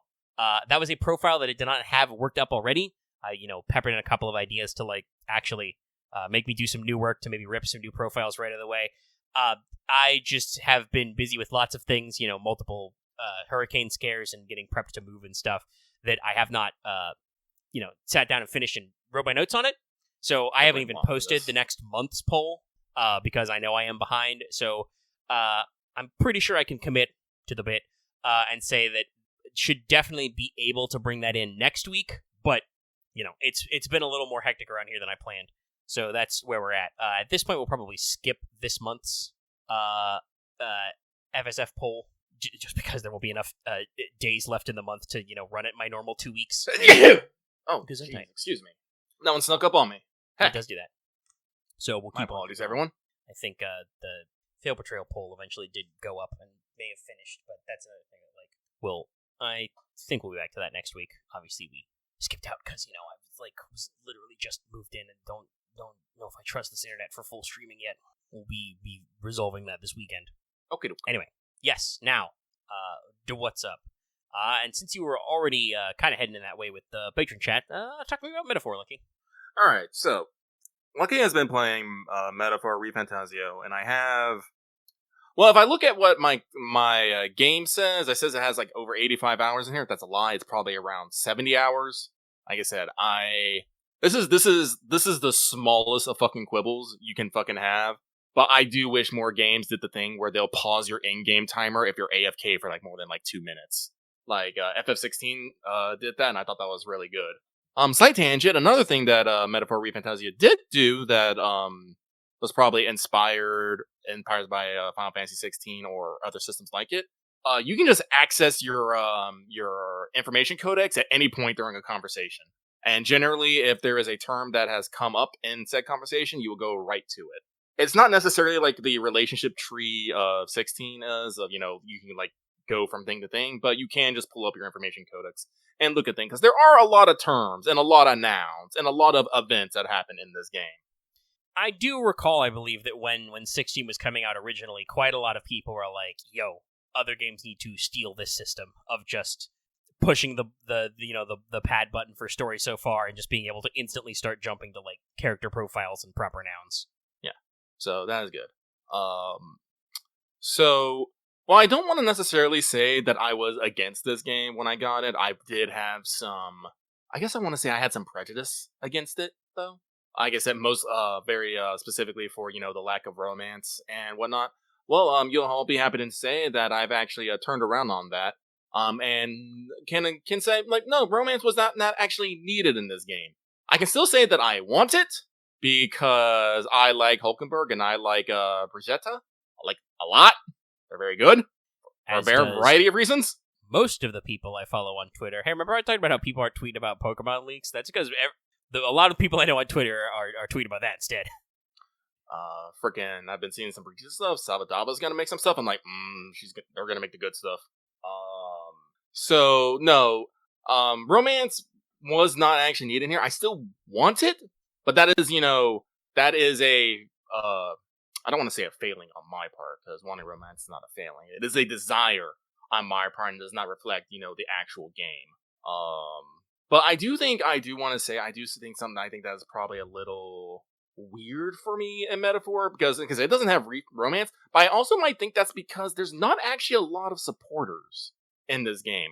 I don't know how many, I can't remember how many are in Personas, but usually it's 20 plus, normally. And those links are of varying qualities. I will agree with this with people, because I was talking about this with people in Discord. Some social links in Personas, kind of dumb. Some of them, kind of cute. I remember, it was P4 that just had, you can go visit a fox. And we're like, yo, fox, I'm here to hang out. And you'd be like, hey. The hermit. Yes. Also, the fox was very based because it could enter the TV world somehow and would bring you magical SP recovery items. Yeah, but, story-wise, Just kind of a fox doing his thing, living his best life. Yeah, and I will say, chat's already got this, but yeah, it's usually around. Actually, it's 22 because we started 0. But there's 22 major arcana, which are also tied to like character archetypes and Jungian psychology archetypes and other bullshit. That's what Persona is all about. But it does mean that they are required to come up with X number of NPCs that have usually a 10-step plan that you have to interact with. And you are absolutely right. Some of these are not written the same way as others. No. God help you, especially when they give you multiple options for the same route. P4 fucking loved that. Yeah. In total, Metaphor has 14. 7 of them are technically your party. Yeah. Well, I guess technically you can say 8. Because the engineer who deals with their vehicle is also part of your team. Because you have your guide, fairer, you have your engineer, then you have your 6 teammates right there, and then so that means you just have. Oh, I should play Tokyo. Sorry, I got completely distracted. Someone's talking about Tokyo Mirage Sessions. I'm like, I should play that. Yes, and like some of them, like I said, it's still, and even though there's less of them, it still kind of has some of the same problem. Like some of them, like are written really well. Like Brigitte is like literally one of my favorites. Just because you go through a lot of ups and downs with her. But other of them are just a guy will tell you his life story, and it's like So I think that's probably one of the reasons why there isn't like romance, because actually there's not a lot of characters to go with. So it might have just been cut just to make everything flow better. And like I said, it works fairly well. Yeah, that's definitely like. Obviously, I think for Persona, it is kind of a higher selling point, but that also works because, like, you're getting X number of social link type characters per game. Usually you get about, 3 or so, like, major female party members. And then you've got, probably another, 3 or 4 non-party member options. And sometimes those do get, cut down and reduced depending on stuff. So like that would be like a straight up like half your cast in Metaphor at that point, which is yeah. So anyway, let's see here. So, but like other than that, like the characters, like having the fewer amount of links does mean I think they do overall the character writing is a lot better, because even though like Neurus the engineer, all you basically do is you go out into a world, you find a dungeon, you find a relic, you bring it back to him, and then he just exposits upon his backstory. It's still good. It's still interesting to listen to. You might not be going through any like necessarily trials or tribulations with him, but it is still, I don't know about you guys. I like listening to old people talk about their past. Just in general, I love doing that. Like, tell me your life story, Grandpa. God, I remember when I was young, there was this veteran who lived on the corner from my street, and he would just build model airplanes, hang them, and I would go hang out with him, and he would just, talk about planes and him being in the Navy and what that was like. And I was like, shit, man, that's rad. So, character designs are weird. I'm gonna be real. I'm still sticking with this. The character designs are weird. They're very fantastical. Like, honestly, I feel like most of these characters belong in One Piece with their fashion choices. But it does make them stand out, and it makes them look very striking. Like I said, I don't want to necessarily get into details on who and who, because again, some characters are spoilers and whatnot. But I just want you to look at that with that mindset and you'll be like, oh shit, you're right. Like I said, the story. Actually, hang on. Let me get out of this battle real quick here, because this is something I think I might talk about at length here. Are they all weak against? Well, no, they're not. But I have this ability ignores resistance. Die. Get stabbed. Die, potato. Well, actually, it's a snake with a ball sack for a chin. I'm assuming that it's supposed to be some sort of a venom sack, but it just looks like a fucking ball sack. It's the Persona and SMT art team. It could truly be anything. Y'all have seen Amara, right? All right, let me pull up this calendar here. So, like Persona games, you have a calendar. You start on month 6. That's when the game starts. I don't remember if. Let me see here. That's the Royal Funeral. So I think it's like on like the 1st or 2nd of the 6th month. That's when the game starts. The game ends probably on the 27th of month 10. So you have a game of 4 months. And I'm going to say those days are pretty packed. I will say the game doesn't do like a lot of Persona games where you will just like skip like a week at a time just for like real life events. Like, there's like none of that. That's good. Those are always the most annoying parts of Persona. When, oh no, you got hit on the head. Take a nap for a week. And I'm just like, God damn it, game, I have shit to do, okay? I have to play pool tonight at the bar. Yeah, no, the thing that probably actually takes up the most time is traveling, because this is something that I do actually like. You actually have to travel from location to location. But when you travel from location to location, you don't just sit in your vehicle doing nothing. No, you can actually do day and night activities while you're traveling. You're just different from, you can't do town day and night activities while you're traveling. So you can still get up your stats, you can still hang out with your teammates, but not all the time, because sometimes you have to talk to them while you're traveling, sometimes you have to talk to them while you're in town. Or you can do a variety of other activities. So even though while you're traveling and you're locked out of, visiting towns and stuff, your agency isn't taken away. You're allowed to still do stuff. And honestly, I really like this. I really, really like this. It makes traveling seem, what's the word I want to use? Makes traveling have weight, I guess it is. Like, you don't have to stock up on supplies or fuel or anything. Although there is a kitchen in your vehicle and you can cook. And then you can get an ability to cook and not have it take up time. So you can cook basically all the time. It's great. Yes, you guys got it. It's purposeful and it feels part of the adventure instead of wasted time. That is a very good way to put it. Thank you. And like I said, like every night you camp and, you can talk to people and it's fun and good. So even though like you only have like 120 days-ish, I'm not exactly remember how they're, like every day you feel like you can be doing something meaningful. It still has the Persona thing of, if you go into a dungeon, that's all you're doing today. You have to take that night to rest. You have to. Yeah, no other option.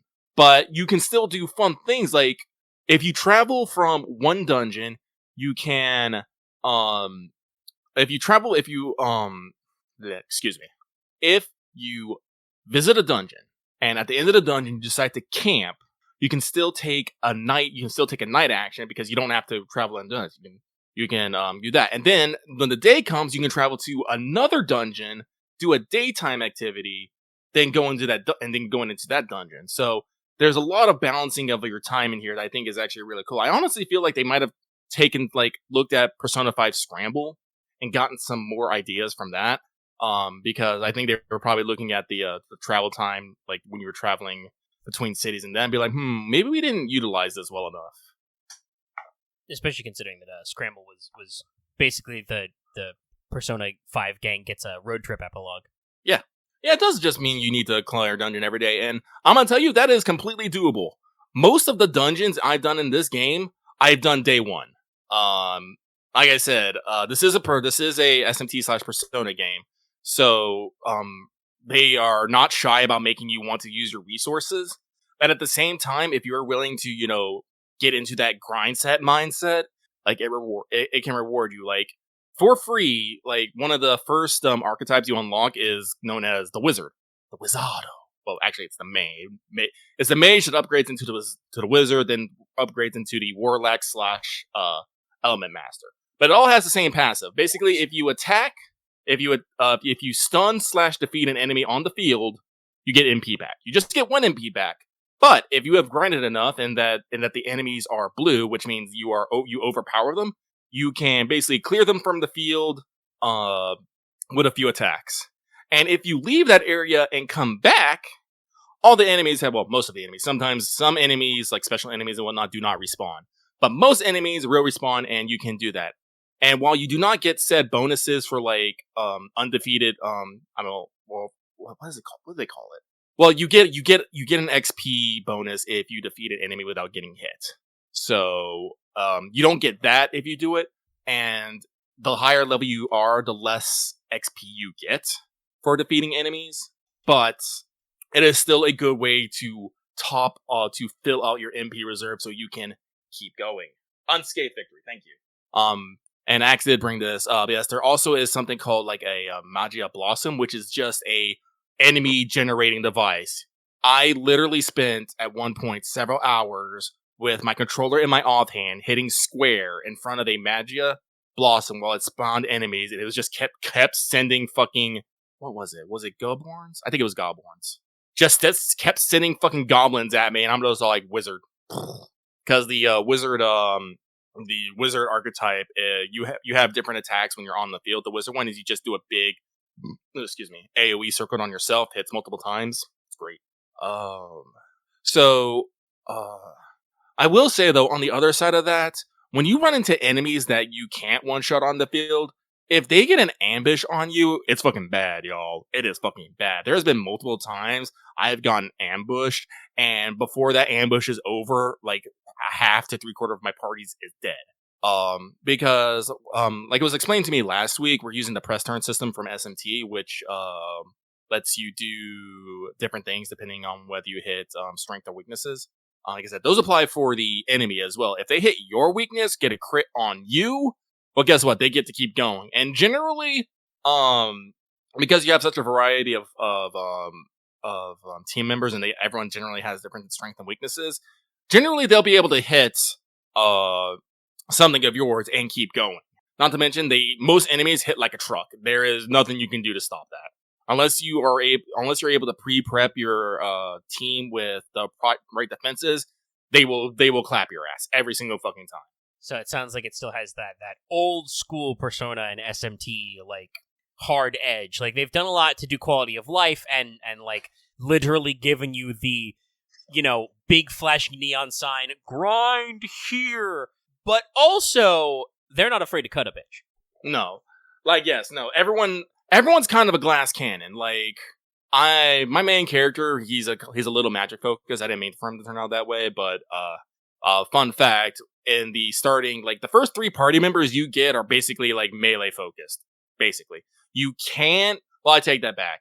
The third one is agility focused, and he can, switch out to other things, but the, first 2 have way higher stats for, in strength than they do magic. So, I ended up, in the early game, I ended up doing a lot of the wizard healer stuff for my group. And then the next 2 you get are much more magic focused. And then your last player is a melee focus as well, or physical focus as well. But, I don't remember where I was going with this. Well, we're talking about, Oh, yes. But so, I can hit, like, with, like, proper, like, weaknesses and stuff, I can hit over, like, 1,000 damage on enemies semi-reliably. But they can hit me for like 200, which is like close to like a half my, like 250, which is like close to like half my health right now. And just like one, well, if they hit my weakness. And if they hit my weakness, that means they get to go again. And it's just like shit. And I do want to say that I do feel like, they are more likely to hit than they are to miss. One of my favorite abilities, you get from Hulkenberg, it's called Shield Arts. It's just a bash attack. Well, I think they call it strike, but I call it bash because it's blunt. It's basically like almost like a blunt attack almost. But when you hit, it also does hit an evasion down. I'm all like, I pray for those misses because again, it's the press turn system. If anyone misses, they automatically lose 2 icons off their turn bar, which is a lifesaver in a lot of situations. I think if you get a block or a repel or a absorb, you just lose like 4 or all of them. I don't know. It's a lot. So, like, if the enemy gets the upper hand on you, it can be very hard to recover. This is why I do think they put in the reset battle mechanic because, again, honestly, the more I play this game, I really do think that this game was supposed to be a bridge between SMT and Persona. And maybe a couple other things. There's some, they made some interesting choices in this game. Let me tell you. So, minor spoilers. It's not really a spoiler if you actually go out there and read, unlike Lucky, who did not go out and read and was surprised by this when he actually got to the point. So, Omega. There is an archetype in this game called the Mask Dancer. It is a character that uses masks to emulate other archetypes. You build these masks by finding other mask parts and crafting them. Said mask parts are called things like, Mask of the Fool, Mask of the Magician, Mask of the Chariot, Mask of Strength. Things like that. You craft them into things like Mask of the Seeker, Magic Seeker, and whatnot. It has an upgrade. You want to know what that upgrade is called? It is called Persona Master. Guess what? Those the icons they use for those masks, it's the same as masks from Persona 5. It's just one of those moments of oh yes, no, actually anytime I get ambushed, I automatically run away. Like I run away, heal up the fool, and then I start slapping the bitch. That's what I do. On the other side of this, you, excuse me, one of the classes you unlock is called Summoner. Basically, it works almost the same way as well, not exactly the same way, but it works kind of the same way as Masked Dancer. You go out into the world, you find things called what was it? Vessel of the Fairy, Vessel of the Fowl, stuff like that, and you get to create monsters that look suspiciously like the same kind of monsters you would find in most SMT games. It has an upgrade. What it is called Devil Summoner. Yeah, I was about to say it's Devil Summoner, isn't it? It's Devil Summoner, and the icon for that looks a lot like this. The icons for that, but the third one that actually made me throw my controller onto my bed. Oh, what's the third cameo class? The third cameo class is it's for Seeker. You go Seeker, Magic Seeker, and the third one is just straight up called Soul Hacker. Yeah, wow, okay. So they've built the true crossover of game design. Yes. No. Again, I was talking about how this was kind of feeling like an SMT, Persona hybrid, and the more I play, no, I genuinely think that this game was built to bridge the gap between the goo and let everyone find common ground in it. Because, like I said, I have never played an SMT game. Genuinely never played one. Not because I don't want to play one, it's just that it's never come up in my periphery. Every time, I'm interested in SMT5, I'm interested in Devil Survivor, I'm interested in, Soul Hacker, just don't have the time, But through this game, I kind of understand, I don't understand all the mechanics because, SMT generally has, law, neutral chaos or something mechanics in there as well. Usually a big deal about the alignments. Yeah, the alignments. So we don't have that in here, but like I said, this game is the first system I've learned that used the press turn system. I didn't know that before last week, I didn't know that was a thing. And now I am, I'm fairly respectable at using it. So if I was to go into an SMT game, I'd probably be a lot more comfortable in that battle. Also, the reverse, if someone who plays nothing but SMT games, wanted to go try a Persona, they would probably feel a lot more comfortable, with, set system as well. It's really interesting and I like it. Yeah, that really does sound like it is a sort of attempt to kind of bridge back all of their series, because this was the thing I did talk about, right, where you did have these moments where you'll say something, oh, blah blah blah, like Persona, and if you're in a conversation, if you're near geographically people who know SMT, they will jump out of the bushes to be like, actually, that's an SMT thing. And technically, they're probably right, because SMT is, Persona is actually also SMT. Technically they don't ever phrase them that way, but at least as far as P3 and I think P4, they all have the SMT logo on them. I don't know if Persona 3. Well, actually, I think Persona 3. I do remember it used to be SMT, and then it'd be the colon Persona. That's how it used to be. Yeah, so remember that. But the SMT part of the franchise is older, and very diverse. But it does make me wonder if especially because the Persona side has blown up so much. Oh no, I definitely think it is because Persona, I think, has become popular enough to basically establish itself as its own brand, IP, I guess I want to say is. Because SMT, even though Persona is just a spin-off off of SMT, we have taken Persona and then started spinning off of that. Persona has fighting games, tactical games, Muso games, rhythm games. Yeah, that's what I was gonna say. I'm scrolling through Atlas's back catalog and because the shift is definitely because now Persona is so big that it not only do you have to deal with, okay, we've got a Persona, main game, when's Persona 6, etc., right? Mm-hmm. But also part of the dev curve is there are spin-off and integral games and crossover games, hell, Persona I remember this. Both SMT and Persona have their own gacha game. I don't know if the SMT one's still alive though.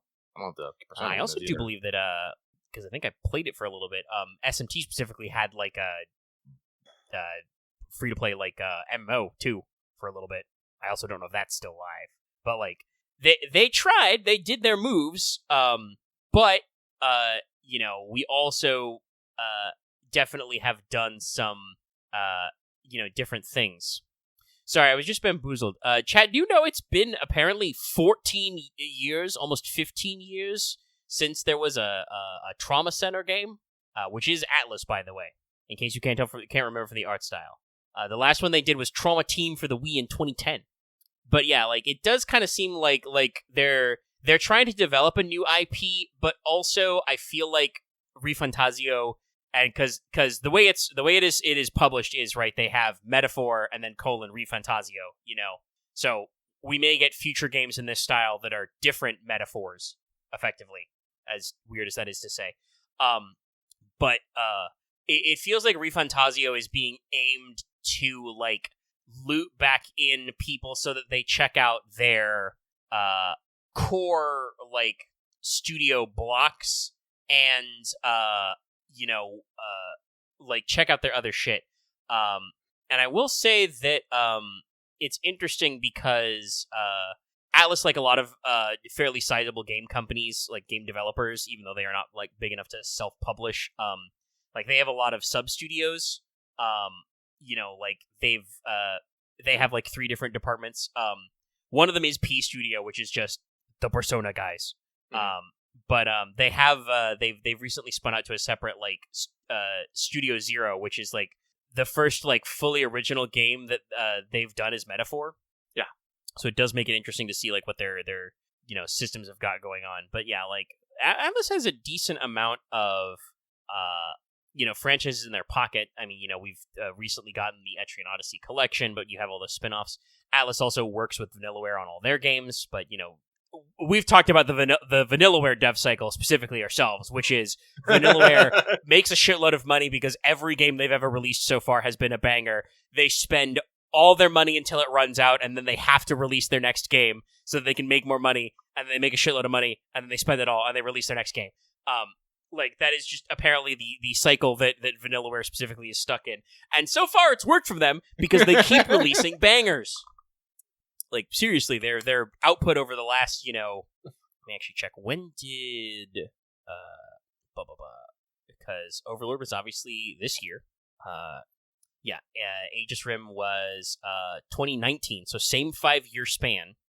And then I think that's Dragon's Crown Pro.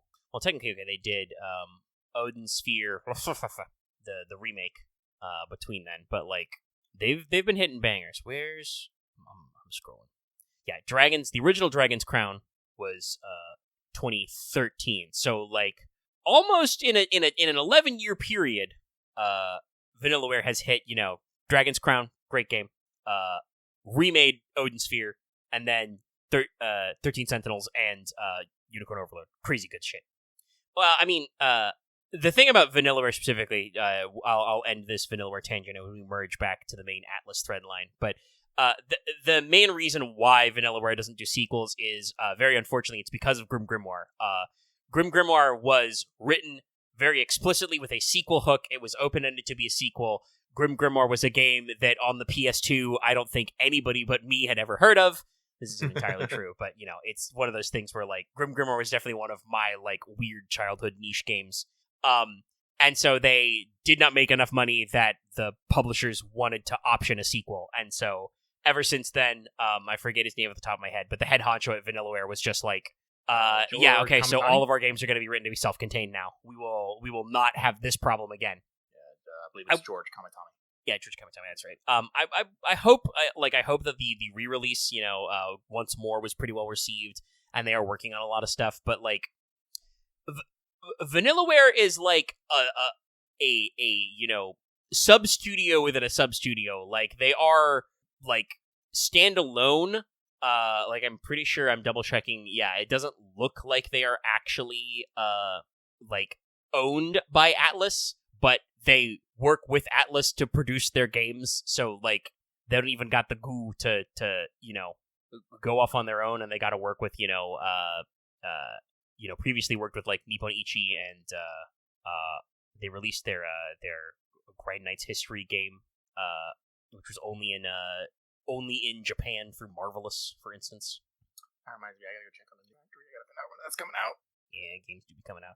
But yeah, like, and I think we've always known that, like, Atlas does like to do these little tie-ins, because, like, I believe there was kind of a mutual back-and-forth cameo with Catherine, which, like, other than vaguely thematically, doesn't really have anything to do with Persona or SMT, but, you know, has some of the same vibes that they like to do, and so there are, in Catherine, like, a couple of nods back to those series, and, I forget the main character's name, of Catherine, but he gets to be, like, a sleepy little cameo in, like, P4 Golden, I think. So, like, they yeah, Vincent, they like to do, like, these tie-ins, but, you know, they're not out there. So it is interesting to see them create a game which, like you said, has, like, literal cameo archetypes, which is not that crazy, because also they love cameos, so why not, you know? But yeah, so they got a lot of interesting stuff. Well, any of your other big talking points then about Metaphor? So we talk about, you know, using the gameplay and doing the grind. And I do want to say, actually, that's something I think that you know, Atlas's SMT type games, and I'm including Persona in that, are tough. But if you know what you're doing, you can usually do them. Like, I was that guy who got good enough at playing Persona and knowing, like, how to do the spread that, like, once you know what you're doing, you hit a certain point, you can do every dungeon in a day. Like, I was the guy who was doing every TV World Palace and every Metaverse Palace in, like, one day, you know? They let me into Tartarus, and I'm like, all right, cool, I'm gonna clear every single floor tonight. So, like, it sounds like Metaphor is in that very similar vein, where once you know what you're doing, it is not easy to clear a dungeon in a single day. Or not hard, I should say. Yeah, it's not hard. Well, the fun thing I think they do here is there's not just the main dungeon. Like I said, because you can travel around, there's a whole bunch of little mini dungeons you can do with, like, little fields and stuff. They can range for anything from, like, a tower to, like, an underground cavern with, like, holes you can jump through, to just, you know, a flat, you know, kind of forest where everything's on one floor and you can just run around constantly.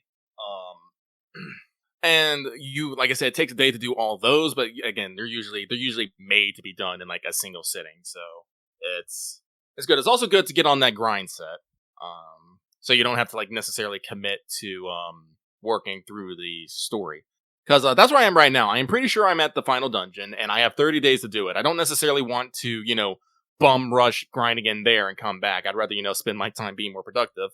So it's better for me to go out and do these other smaller dungeons, you know, to grind up, get my skills up, and unlock more archetypes.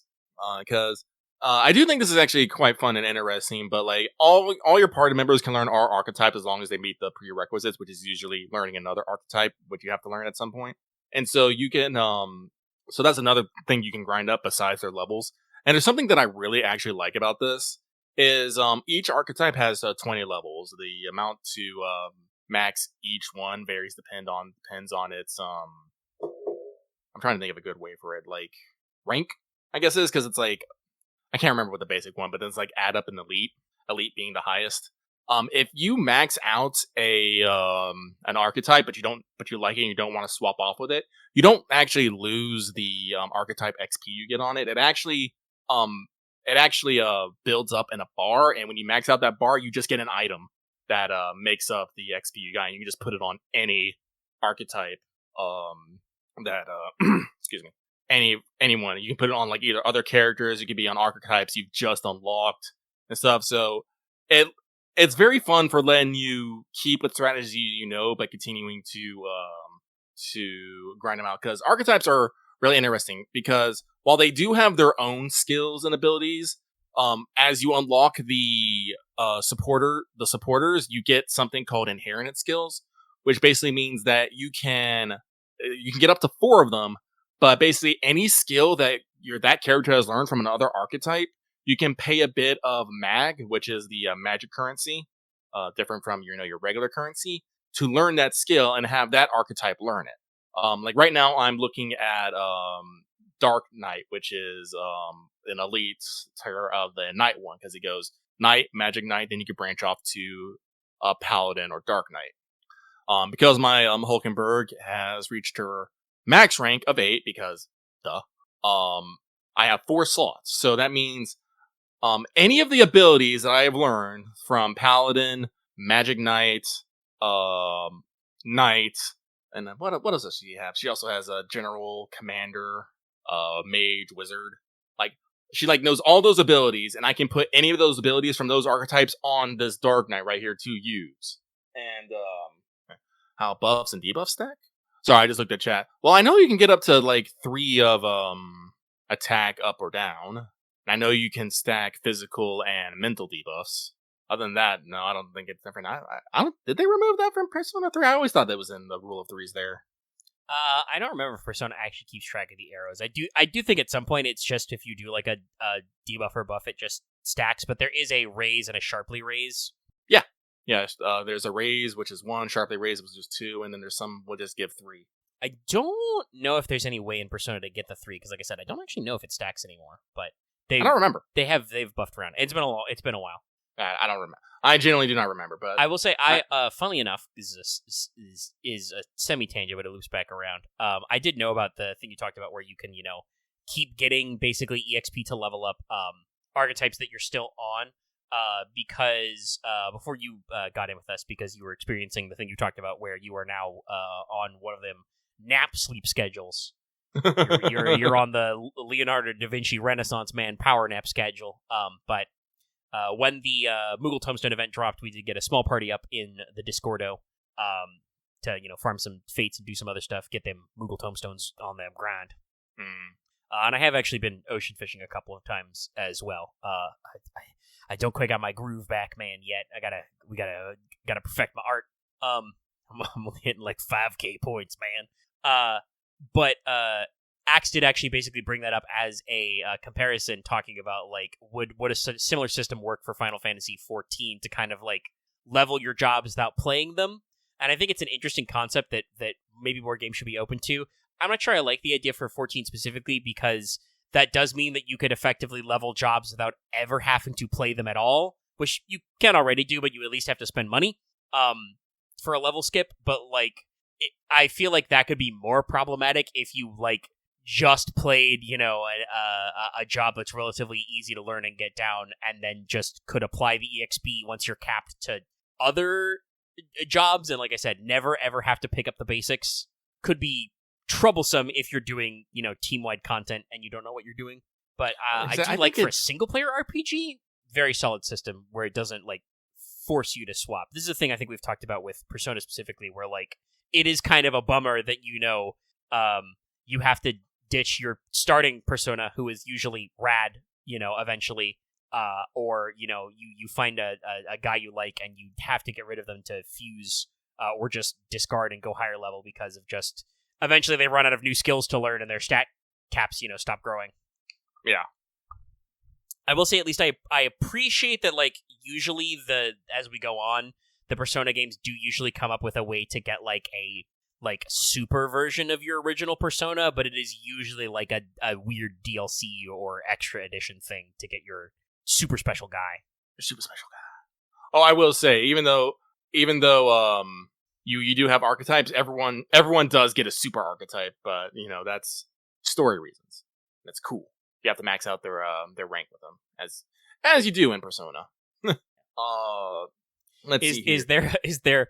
Are we in the P3 Golden Persona 5 Royal stage? Is there a third secret stage to the archetype? I don't know if it's necessarily secret, but like I said, you do have to max out. You basically do go from, there is like, I guess the 4th tier, because you have, and it's only for the archetypes that are tied specifically to the player characters. Because, like I said, there's basically an archetype for every supporter. Some of them have 3 steps, some of them have 2. Well, actually, no, not all of them, because Berserker, Summoner, and Mass Dancer only have 2. The rest generally have the rest of the party have 3. So yes, most of them have 2 or 3. No, not all archetypes have 3 tiers. They do not. I actually think last year we talked about this. We posted a map which did include the fact that some of them only have 2. Yes. Some of them only have 2. Some of them have 2 tier 3 ones. Like Wizard has both Warlock and Element Master. Dark Knight has both Paladin and Dark Knight. But there are other ones like Mass Dancer only upgrades into Persona Master, Summoner only upgrades into Devil Summoner, Merchant only upgrades into Tycoon. I'm not sure what Berserker upgrades into. I haven't unlocked that yet. Actually, let me pull up my archetype thing here. Are there any other 2 ones? Actually, no. Yeah, no. It's just Wizard and Knight that have the 2 third one. Interesting. Oh yes, another 2-1. Faker upgrades into Trickster. That's it there. But yeah, no. So it is fun to play around in this. I'm definitely one of those people. I like trying to keep people in roles and usually give them archetypes to complement that. Like my Hulkenberg, she knows she's basically been a knight this entire time, but she also had to pick up General and Commander for some upgrades, as well as Wizards for some. But once I get done with all those, I might, branch around to maybe something. Oh, excuse me. Maybe give her like some healers so she can have some more support on there. Like eventually, I guess if you play this game long enough, you can max out everything on everyone. But like with how skill inheritance ones, everyone can definitely have a particular niche, which is something that I liked. I wasn't necessarily like keen with the idea of everyone trying to do everything. And with how stat spreads are worked out, it's still everyone can have their niche and have their own lane. Like I think I'm one of those people who prefer people to have specializations than general utility. Usually, I like my main character to be general utility, and I just swap out my party members as needed. Yeah, and that's definitely a thing that I think. Again, don't know much about the depth of SMT. Sorry, there's a bug. If you heard me clap. But that's definitely like how the Persona games have been shaped since 3, where, every one of your characters has the slot, and they do, rotate their archetypes around, so like in P3, it's Yukari, who is like one of your primary healers, because she gets like all of your best healing abilities, but she's also Wind. In,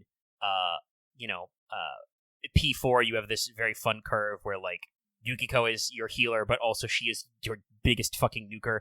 And I think as you get deeper into the game, she like gets less and less of the big healing, though she still gets, I think, like the single target full heal and stuff like that to go for bigger and bigger fire damage. Fire. Because Teddy comes along and he inherits all of your like a lot of your general support needs.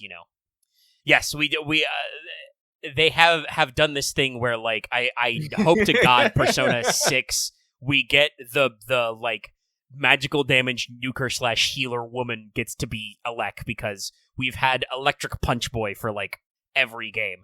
He's not always at the start, but he exists.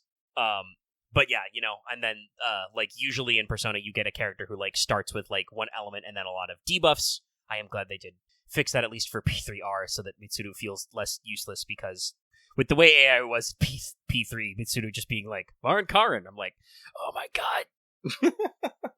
Yeah, Chie is very fun because she starts as your designated ice hitter and physical, and then roughly around the level curve when Teddy would join, because he's also ice, Chie just stops learning ice moves and just gets all the best physical shit. I mean, I'm pretty sure even if you change Mitsuru's AI, she's still Marin Karin's a lot. You have to set her to, like, never do debuffs. I'm pretty sure there was a physical attack only, but then that's such a waste, right? Like, it's like, why do you have moves if she's just gonna hit guys with her sword? I do believe that is a big joke about the Mitsuru Marin Karin, though. Yeah, it became a gag because her default AI loves to do it, even if it's not the best move, because she could like hit enemy weaknesses. I don't remember the default P3 AI encoding, but it is the kind of thing where like I'm trying to remember that there were options that I think would have cut her off of it, but like I said, I don't remember like how all they worked. And a lot of people probably don't realize because it was like buried down in a couple of menus to actually switch your team AI. The full team control is better. I get what they were going for with making it so that your allies were technically independent of you, because like you were really supposed to be you, and your friends were, your friends. But we're playing a game here, Atlas, and sometimes it's hard, y'all. It's hard. Hell, I remember, I'm not afraid to say it. For the original PS2 era, P3 and P4, I played the easy mode where they gave you 10 continues, because those games are hard and wonky. And I'm glad that they did eventually kind of like divorce some of your resets from that process. And it sounds like with the way that Metaphor is, it's like even more with like your ability to rewind to find the game, you know. Mhm. They're like, and the fact that you don't auto lose if the protagonist goes down. No, definitely. Trust me, I've had the protagonist go down. I will say though, if you get taken out on the field, it's a game over, and that can happen. Legendary mentioned earlier the octopods. There are like octopus and pods that will blow up. Those don't give me the trouble. What gives me the trouble is these little teleporting tentacle boys, because they will also explode and they fucking teleport. But the big problem is they won't start detonating until you hit them. And when they start detonating, they do this little twirl in the air that makes them hard to hit and kill. And if you get hit with more than one at a time, if you get hit with two, you're pretty much guaranteed to go down. Like, I have gotten many game overs because of that. Luckily, the game doesn't make me load from save. It loads from an autosave, and the autosave is generally the last time I ran back to the starting room to reset the enemy. So usually I don't lose that much time, but it could be anywhere between 5 to 20 minutes, depending on where I am. But so you still got to be worried about being your protagonist being KO'd, just not in squad battles. Yeah, and that like I said is way better. And they've really, I think, keyed on giving you the ability to like still be hardcore, still get bullied, because that is like part of the game design for these games. There's definitely bullying, yes, but also like eliminate some of the bullshit of like you've been ambushed. The protagonist eats 4 elemental weakness attacks because they all get to go twice. You're dead. Game over. Hard reset the dungeon. Get fucked, nerd.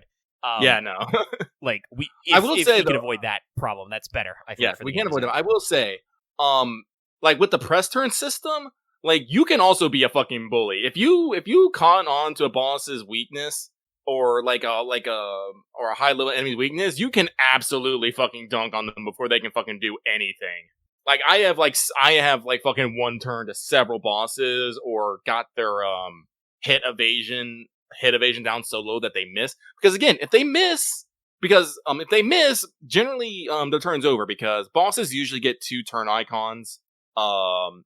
Because they're bosses. But generally, a lot of the times they'll use that first turn to do some sort of self buff, and then usually do an attack after that. So if they miss that second attack, they basically waste their entire turn. I get to go again, and if I have their weakness, guess what? That's 8 moves where I get just to slap them silly. Yeah, that's really interesting, and I think I like that over just like Persona's kind of simplified one more, because like when you're on the offensive, you can absolutely bully the shit out of Persona. You do it all the time. You knock everybody down with one more or switch. Thank God baton passing gets easier every game. And then you hit all out attack, and then the enemies are dead. Usually, you pray. But like the reverse of that, of like, but also you can lose turns. You can gain actions by hitting crits, and lose turns because enemies like completely whiff. That's much more interesting, because like, yes, in Persona, enemies can get downed sometimes if you crit. I don't think every crit necessarily guarantees a down. Or even if it does, it's still, you have to actually crit first. And then enemies can miss so bad that they fall down, but I don't think it's all the time, Mm-hmm. So like, it's possible, but your primary strat is just, alright, there's 4 guys weak to ice. I'm going to, baton pass to the guy who has AoE ice. They're all down. I win. This sounds like it has more flexibility in the bullying, like you said. Yeah, no, it's like they can bully you, but you can bully them, and I like that. It also gets more interesting, because generally bosses also have an ability. Usually it's called like Soul Cry or something, and that gives them for that turn gives them like 2 to 4 more actions, which they can do stuff. You don't get something so as dedicated as that, but you can get things that help you do things. Like one of the abilities you can get for a person is, instead of guarding taking a full turn, it only takes a half turn. Another ability is just that randomly you'll just get 2 extra half turns and whatnot. I think there's an ability that you kind of flip a die and you can gain or lose a turn that way as well. So I genuinely do like this press turn system, because it can be super infuriating if you're on the receiving end of the bullying. But when you're on the bullying side, you're just like, yes, my plan has fucking come together. Take damage, take more damage. I'm gonna hit you with debuffs. I'm gonna hit you with because I think this is the other thing I think I like about metaphor is they get way crazier with abilities. Like, way crazier. Like, again, I can only talk from Persona, because that's all I've played. But Persona, I think from, like, 3 to 5, has basically had almost the exact same move list. Yeah, they play around by changing the elements every game, so you do still have new abilities and animations, but even though, P5 added back in nuke damage, that's still like, okay, you have, nuke 1, AoE nuke 2, nuke 3, etc., like, there are usually a couple of personas that have unique abilities, but I think that because there are so many fucking personas, right, they go with the move list is simpler, because that means they can focus more on, like, coming up with interesting combinations of moves and setting up the fusion system and also letting them all have their beautiful art. SMT Demons might be the same way. Yeah. But, like, there are, like, moves upon moves upon moves, and, like, all of them, like, do something, like, a little different. Like I said, one of my favorite things is Hulkenberg's, shield tactics. It's just a strike attack that, hits enemies with a, hit evasion down. But you know what? I live and die by that sometimes. There are, like, several, you can get elemental abilities that just straight up ignore resistances. They're very high MP, but guess what? You just, snap your finger and you go, fuck you, wind absorption. Get winded. Several attacks that, there might have been some of these in Persona, but I don't remember up then, but, I can do an AoE elemental attack for every hit, I get back MP. There's abilities that, because, Metaphor has a front-back system for your party. You can have party members stand in the front or have them stand in the back. If you stand in the front, you do more melee damage. If you stand in the back, you do less damage, but you also take less damage. So generally, you want your melee people up front. But you have abilities that will proc whether people are standing in the front or in the back, or you can have abilities that move everyone to the front or move everyone to the back. Let's see here. There's a lot of just little abilities in here that are just neat. There's abilities, we're very basic. Excuse me. We're very basic with the elemental types. We just have, we have three physical types. We have, slash, strike, and pierce. We have the, classic 4 elements with, fire, ice, lightning, and wind. Then we got, light and dark. So again, we didn't pull out any siren. We also have Almighty, but Almighty is, Almighty. Yeah, non-elemental damage. Oh no, I'm just saying directly. Access in Patreon chat. Would you call archetypes a job system? And I was like, well, TV Tropes, my repository of thinking too hard about things, says the difference between the way they talk about the difference between class and level and job system is jobs have a large spread which you can freely switch. Classes are usually characters either are fixed to just one class or their options are much more limited. So no, yeah, it's a job system. Yeah, it's a job system. I mean, and I do want to say, Lucky just brought up the front row back row shit. That's old school Final Fantasy shit too. Being able to be more front or more back. So this is definitely got also some very classic RPG bones. Honestly, I do heartily recommend this game. This feels like if you wanted to get into SMT Persona as a whole, I feel like this would be a great entry into it. Because it gives, it doesn't necessarily, it gives you basically the bones of both, but remains unique to itself. So if you wanted to go try out more games in said series, jumping off of this, it'd be probably pretty good. Also, yes, Almighty does stale bread. There's an item called basically stale black bread. You throw it at an enemy, it does 300 Almighty damage. Why does bread do Almighty damage? I don't fucking know, but it does. It's because they only coded one kind of non-elemental damage, and it's funny. Hulkenberg makes that fucking bread. Hulkenberg is great. She is a royal knight, and she holds up those knightly values, but don't leave her around food. Do not. She, I think, is the only person who has the unique face sprite of eating something. God, I love her, but she's that character who will eat insects and try to force other people to eat them, and they're delicious though, and they're like, yes, but they're grotesque. Yes, you are not immune to Hot Lady Night. That is Hulkenberg fluidity. So story-wise, I do want to say this. I do feel like they might have aborted some arcs in this game. Like I said, there's only 4 months in this game, and I do think they used the map pretty well. And like I said, I haven't actually beat the game, But it does feel like there's a few locations that might have been planned for something more and was not used. Again, I could be wrong. Like I said, something might come up here in these 30 days I got left. But I do think there might have been some cut bits because the storytelling is rather straightforward. Like I said, you play what is known as an Elda, which is a very hated the very hated ninth race among ninth tribe specifically among the 8 tribes, and you're on a mission to save the prince and get what's the word I want to use? Caught up in a whole lot of bullshit. We do always be bullshitting. Listen, and there's this kind of weird disconnect I find in this game because the fact that you're an Elda and you're supposed to be super fucking hated does come up, but aside from like the intro, it really doesn't come up. Like, if you talk to some people, be like, fuck you, Elda. But, you'll still get regular ass prices from shops because everyone will be like, it's just an Elda? You got money? Sure, whatever. Which I kind of appreciate because it kind of tells you that, not everyone is a racist asshole in there, but we're kind of in this game about people being racist assholes. So I'm like, it's a little strange at times, especially like I said, where you're supposed to be one of the most hated ones. So hated that there was a purge of your kind so long ago. So you're this super hated class that people will, just kill because you're supposed to have super evil magic. But you can wander around town, no problem, and no one really gets in your way.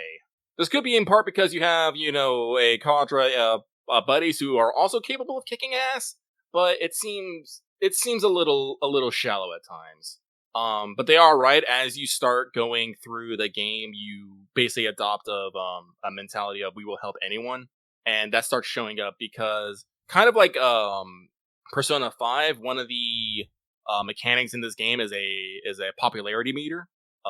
Basically, you are in a contest that something is decided by how popular you are, and the more you help people, the more you get the people behind you and whatnot. And as you go up in rank, so it kind of makes sense as the game goes on. But in those early days, it seems a little weird. But overall, I do think the story is pretty interesting. Like I said, you go to several locations. They're usually like you start. Like there's basically there's five towns, and it's basically like it's 3 cities, there's 5 hub locations. It's 3 cities, 2 towns. Each are basically the location of a major dungeon, which is surrounded by, smaller mini dungeons. Basically the 3 big cities, there's where major events happening, and then the towns are where, I want to say for lack of a better term, plot happens. Like, things not like, I can't really explain it well, I'm sorry. But like things related to the story happen, but are not necessarily related to the overarching story happen. Excuse me. And there's a couple locations that show up, and I'm all like, I feel like this should have been utilized more in a way, but wasn't. And like I said, it might be for, they decided to cut some things for time, or, maybe they felt like they didn't feel with the overflow, or they're trying to keep the game from getting bloated. Because even like without these there's a lot to do in this game. Yeah, like you said, you're pretty sure you're at around, 70, 75 hours. Yeah. So, I'm not entirely sure, but, and it's not necessarily that the fact that something feels like it is missing, but it feels like there could have been more. I know that's a very weird distinction to make, but it's there. Sorry, yawn snuck up on me, but I was gonna say that, no, it is very, like, indescribable, intangible, the thing you're talking about, but I know exactly what you mean. Like, there is a difference between, like, when you're reading something or playing something and you're like, oh, something is clearly taken out here, and just, you do a thing and you're like, oh, well, that could have been bigger. There could have been more there. Yeah. We could have lingered on that a little longer. I am kind of curious to see what Atlus's post-game is for this, because, like, yeah, that's for Persona, and even technically a little bit for SMT, they've definitely had this like long-standing tradition of the re-release. I'm fairly certain that with episode Aegis and like what they said about after P5 Royal, they're probably done with that for their Persona titles. And like honestly, I think like SMT5 Vengeance was not originally planned to exist, but they got out of their Switch exclusivity and like did actually have some things to kind of to do there, but they've so I do not think there will be a straight up Metaphor Refantasio King edition, like I don't think they'll do that full re-release step until we actually like get to a next console gen, maybe. If only because like I think the Metaphor is still like is it fully next gen? I don't think it is. I think you can still play it on PS4 and squishy Xbox. I'm not sure, but like I am kind of curious if they intended to have DLC or if I haven't heard people complaining about like on disc DLC. I know that's a thing that Atlas has done before with their side games. They do that a lot. They have their shit bundled in right away and then they try and get it out there. Again, not usually for their like bigger core titles, but does happen with a lot of their side games. So it does make me wonder, do they have DLC plans? I don't necessarily know where they would fit in, because like with Persona games, like they operate on a school year, and they're still like you can still kind of act on things after it. But the way that Metaphor Refantasio works, I feel like there's going to be a definite conclusion. While the story does go on, I don't know if it's a story that needs to be told in this game. So especially again because we have a very tight calendar of 4 months, and basically all of it you are doing something. There are no like blackout periods. Yeah, that's the thing about Persona extra bits, especially, is like usually they either expand on parts of the game that were skipped over, or they utilize the fact that like the Persona games are kind of tied to the school year, but also like usually there's a huge time skip like to the end of the school year. That would actually be really interesting. I don't want to force them to do it, but like I find it very funny if Atlas in Persona 6 like actually literally use the whole school year. Like, you go from transferring to your new school until the actual like end of the year, speech, like straight up with gameplay, because usually they really like you defeat the last boss around Christmas or New Year's.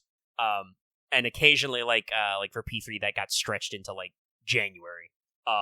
But like they really like to do that, and I think technically your final day in P4 is like March, but that's after like a big time skip. They just like, are like, if they wanted to like expand the game, they would definitely have to go out of country or out of reality. I guess I want to say if they want to do like some sort of go back in time kind of thing, and if they wanted to do that too, sure. Hey, if we do that, can we put in romance? I'm just saying, man. So I don't think I think it's not impossible, but I think it's unlikely. Yeah, like you said, it really sounds like they made this as an onboarding game. Like they wanted to create a brand new IP, but their gameplay systems and ideas seem like they are built out of the bones of their other franchises that are, long and storied. And I know this is a problem Final Fantasy has, I bet it's a problem Persona has as well, which is like, do people get sticker shock when they pick up a game called Persona 5 and they're like, holy shit, there were 5 Personas? Yes, but actually no, as we like to say. But also doesn't matter, Or I bet there are people who are not plugged into the game who are like confused when they see a P3. I mean, probably less these days because remakes and remasters are like a thing that are just accepted. But like I bet there were some people who were confused of like, wait, Persona 3 is coming out after Persona 5? Is this a remake? And they're like, yeah, it's a remake. Shit, man. Yes, P4 Golden, they use the extra month time, but like, yeah, they a lot of the Persona games like give themselves some dead air because they like to climax around, like I said, like around the New Year somewhere.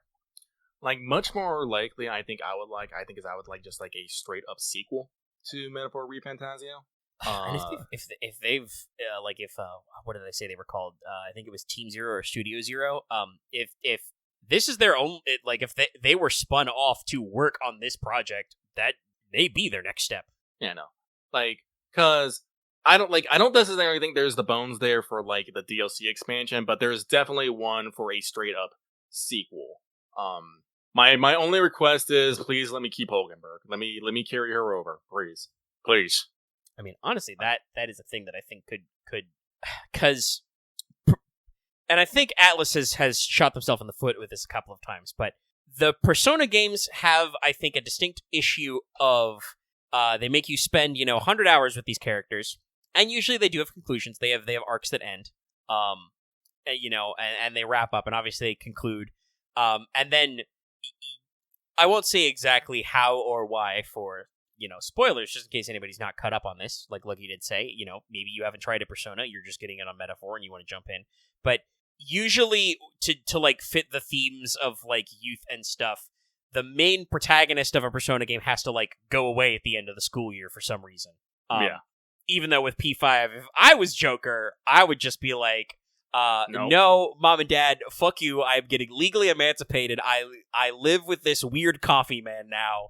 If you want to come get me, you got to find me in Tokyo. Bye. I know, that was actually my I was like, I have such a good life here now. It's like, why would I go back? I am accepted at my school. I'm close friends with my the outgoing student council president, like all kinds of stuff. So like, yeah, but like they are set up to like have this kind of cyclical stuff. But that means that your protagonist and supporting cast are sometimes still left around for sequel games, and I do feel like P5 moved away from this because they were straight up like, no, fuck you, it's Tokyo. We're not doing fictitious cities anymore. But like P3 and P4 are straight up connected. They are indeed in the same universe, and are straight up connected. Thanks, Arena. I mean, like they already had legacy locations in 4 anyway, but like they also like straight up made it connected. But it leaves this kind of like weird open room where you're like curious about characters, and they don't ever do anything with it because that wouldn't fit the format of Persona. It does maybe make me wonder about, Metaphor, like, well, if you did a Metaphor ReFantazio 2, could you actually just straight up and like pick up and reuse, old characters? Probably with like a new protagonist slot, but you would obviously get your cameos. God, does Atlas love its previous player character cameo super boss fights that kick your ass? No, honestly, I would like to keep the main protagonist, and like I said, Anne Hulkenberg, but basically have a whole new cast from that. Because I think one of the things that is a problem is like you can't have like necessarily a whole new cast in a sequel, but you can't get rid of everyone. Like this was kind of like one of the problems I kind of had with Mass Effect. And this is why also I give thanks to Tali for being there, for me the entire fucking time. My precious bean. Like, because in Mass Effect, you meet all these people, then you go into the second one, they're like, no, we're doing shit, which is like, I'm like, okay, cool. I guess I gotta go meet no bozos. And then you get to the third one, and it's like, we're back, and I'm like, you motherfuckers. I will say, at least with 2, your bestest, coolest buddies still stuck with you. Tali and Garrus, ride or die. Yes. But I feel like Mass Effect suffered from a problem of, I definitely think they intended it to be a trilogy. I mean, literally, there are plot points that are cut. Dark energy is like a thing in 2 that doesn't actually matter for 3. But like, I think there were a lot of writing challenges and changes they had where they were like, for Mass Effect 2, they were literally like, okay, how do we explain we reset your levels and shit? And like, we want to like redesign the Normandy and stuff. What do they do? I don't know. We'll make it cool. You died for a little bit. Only for a little bit. Yeah, for a little bit. Don't worry about it. You're fine. Don't worry about it. You're fine. The glowing scars, nothing. They're nothing. You can also literally pay to get your Renegade scars removed. But I think if you're going to actually play a hardcore enough Renegade game, you get the scars. You should keep them. You look like a badass that way. But like, yeah, so like they ran into this problem where they wanted to like introduce new characters and archetypes and stuff, and obviously the gameplay switched up a lot between 1 and 2. Like the shooting and stuff changed. So yeah, they were like, oh well, we have to like cut some of these characters and figure out what they're doing. I think the Persona Gacha game should be. I'm pretty sure they announced a global version is coming. I don't know if it's actually out. The global version is not out. I wouldn't know about that. Yeah, I feel like that would have exploded, but it's coming. I think still. And yeah, like they have this issue where like I said, like they want to like cut out characters, which especially I want to say for Mass Effect is weird because like the person you see the least in ME2 is the Vermeer survivor, which should be the character that is the most important because you literally have to pick who lives and who dies. Mhm. But no, you meet them on a mission and they tell you, "Hey, Shepard, nice to see you. Heard you died. Fuck you. You're a terrorist now. I'm out." Yeah. And then you get to Mass Effect 3, and, like, you can make them a playable squad member, and, like, they just... I mean, you can be an asshole to them, but, like, they just want to be like, "Listen, I'm sorry. I was going through some stuff. I hadn't processed my grief. Also, Cerberus are huge assholes. What the fuck is wrong with you?" And usually you should go, yeah, Cerberus sucks. Do you think But I was dead. I really didn't have a choice in that matter. But do you think I volunteered to be brought back from the dead, man? I don't know. Dude, shit's crazy. And then they're just like I'm pretty sure you could literally do a walk and talk, and I think with Caden the like actual text is like water under the bridge. But yeah, no, it gets weird. Like I appreciate that they wanted to try and keep things cycling, like to actually bring up new perspectives, but like you really bond with those guys. You spend so much time, with in elevators with them having conversations, And so it's really interesting to see that like almost every character they introduced in Just for 2 is like immediately sidelined with no remorse. And sometimes way for the detriment of they even though he was not my favorite character, they absolutely did Jacob dirty in 3. To the point of like boxing you out even if you romanced him. So like I said, there are great new characters in 2, but we probably could have introduced those guys and kept them alive, as seen with like how they handled it. What I would like to see in like if there was a metaphor Refantasio 2, it's probably not going to be called Refantasio 2. It might be called something else. But like the character should still exist, but be doing things for reasons that you can join. Like Hulkenberg Hulkenberg should stay for very, very specific reasons. I won't get into that. But everyone else should have like proper lives to live and things to do, even if they are still attached to you. They can still be your friends and still be hanging out with you, but because they have their own responsibilities, maybe they can't go, globetrotting around the world with you, But maybe you can go back and check in on them. Maybe they can still be like support links, or maybe they can still like, run shops or other like side activities and stuff. But like you should still, for like the people who are going with you, you should be someone different so you can embrace different abilities and tactics. Because again, that's the problem with Mass Effect 2. You show up, a lot of people have fucked up, except for for Garrus and Tali, ride and die forever. But everyone else just kind of like fucks off and does their own thing, and you really don't get into contact. I do love the Shadow Broker DLC. That's what I was going to say. I think they did manage to, even though it was a DLC you had to get. With the DLC, like if you're playing the Legendary Trilogy right now, they did do good for Liara because like they gave her a breakout set piece that explains what she has been doing.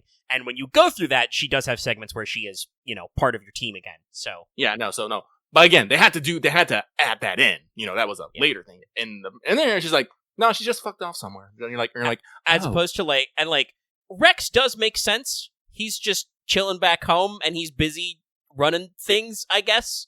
I mean, that's important. That's the kind of stuff I want. Like if they're they should still be there to support you, but not, I'm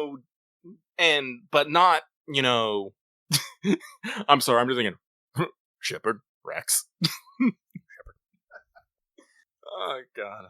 Oh, Matt, but all cracks aside, chat, Mass Effect is actually really good. If you have an opportunity to pick up the trilogy, you should play it through for yourself. Like, it's just... No, I'm still on 2 because my ADHD brain has sidetracked me once again. But... And I will say it's 3 is very interesting because they do that thing you're talking about, but with a lot of the 2 characters. Some for worse, but like the characters from 2 who should be back around are usually back around and will have like side plots and like actual explanations for why they are not rolling with you. And the system of war assets to like build up your anti-Reaper score, basically. You have a value called war assets, which just represents like how ready you are to like do your big operations and do some crazy shit that'll stop the Reapers from eating everybody.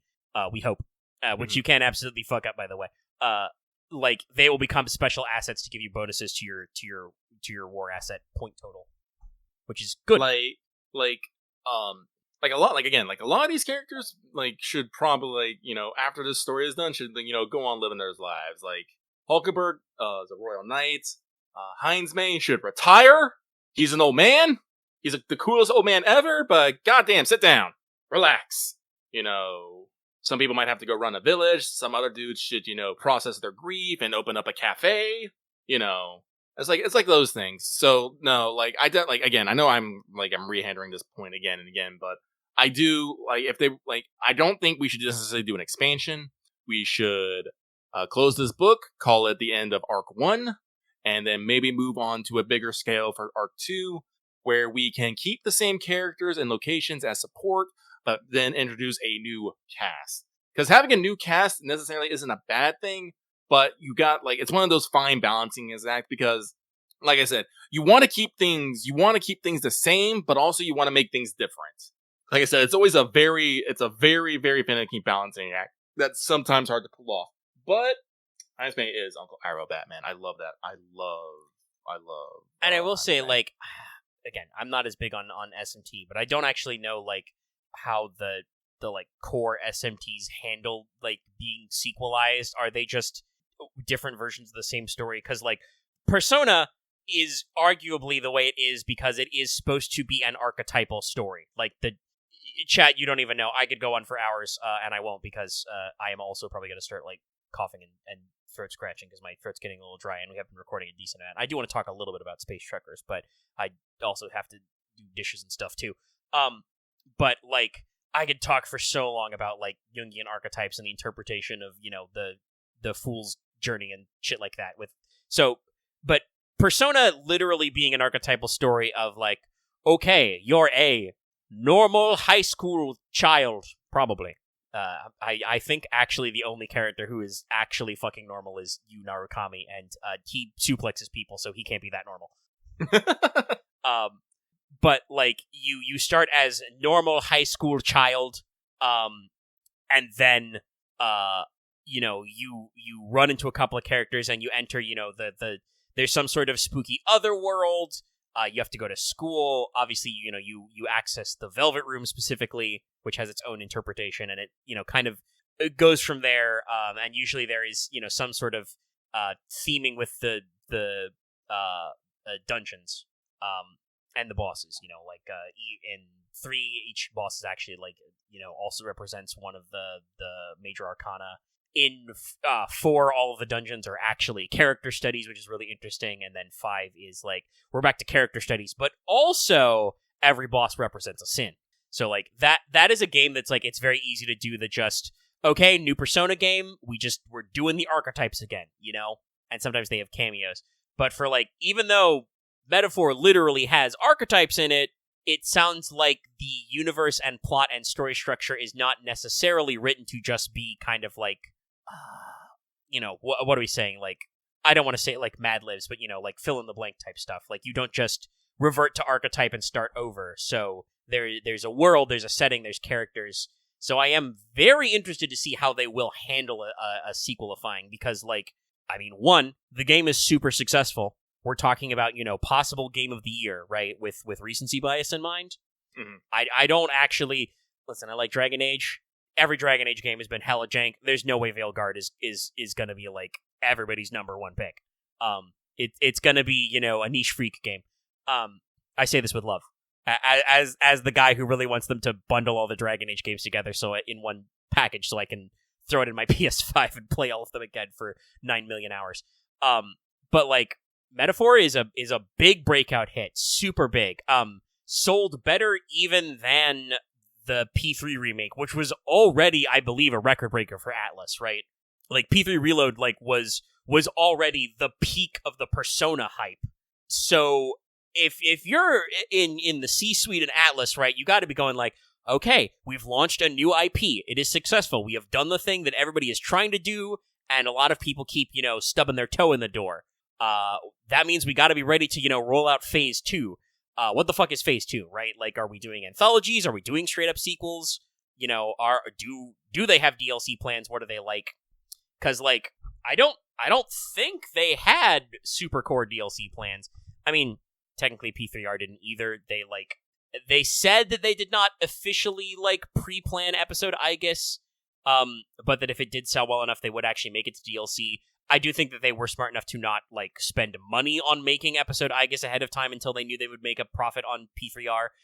I bet they always planned of just like, okay, if we get so much, post facto revenue, we'll do it. I haven't heard or seen a lot of interviews from Atlas about Metaphor, but it doesn't sound like ReFantazio's in that same way, right? Like they're not like advertising they've got possible future, DLC or X-Pack plans. Right, Chad? Let me know if they've said anything. I don't think I've seen anything, but like I said, I've only been on the Metaphor news hunt like recently, so but yeah, I think that's probably it for Metaphor for me right now. Right now I think it is like standing at a solid like 8.5 for me. Like I said, like it's not absolutely perfect. Like I said, it does have its own frustrations, and I do think I do think it is missing a little bit here and there. And like I said, and its story is a little hit or miss for me overall. It is in your face with its themings. It's a lot about, finding your ideal society. Like at the overall, there's a lot of ways to do that, but it has a lot of things of, like tackling racism, class divides, religion and whatnot. And it does it in a way that I think is fair to everyone, which I think is actually rare. Actually, no, I can't say that. That's a spoiler. But as you play through the game, you will see they try to take everyone's perspective into this, and kind of I'm saying a lot. I need to stop that. They take in everyone's perspective and tries to give everyone, everyone an equal share of what's going on. There are bad people, but not every person is bad because they're a mustache twirling a villain. Some people are the thing that everybody says about really strong writing is that a lot of the key context to making a really interesting and gripping antagonist is villains think they're the hero of a different story. A lot of people are bad because they are doing. Either they think they're doing bad things for the right reason, or they don't even think they're doing bad things at all. They think they are doing correct actions, through whatever reason. And yes, no, the main antagonist in this game is what Legendary likes to call Budget Griffith from Berserk. And even recent things from him, I'm just oh, I see. I am starting to understand why the way he is. You don't agree with the things he does, but you're oh.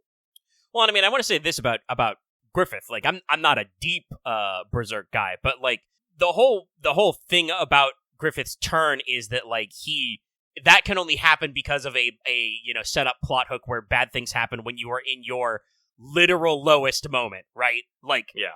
He gets absolutely shit stomped by the world and decides, you know what? Becoming a demon lord sounds cool. Fuck everybody, even my friends. Fuck them. Which is I mean, on the one hand, so valid, King, but also man, dude, you don't have to dom out your friends like that. Those your homies would have had your back. Yeah, no, and it's Legendary, you don't understand. Atlas Market Value might be more on point than you think. You will see, though. So yeah, there's that's always it sounds like a cliche because people say that, oh well, villains are the hero of their own stories so much, but it is actually a really interesting way to build dynamic writing. So yeah, it sounds cool. Like I said, it's going on my backlog.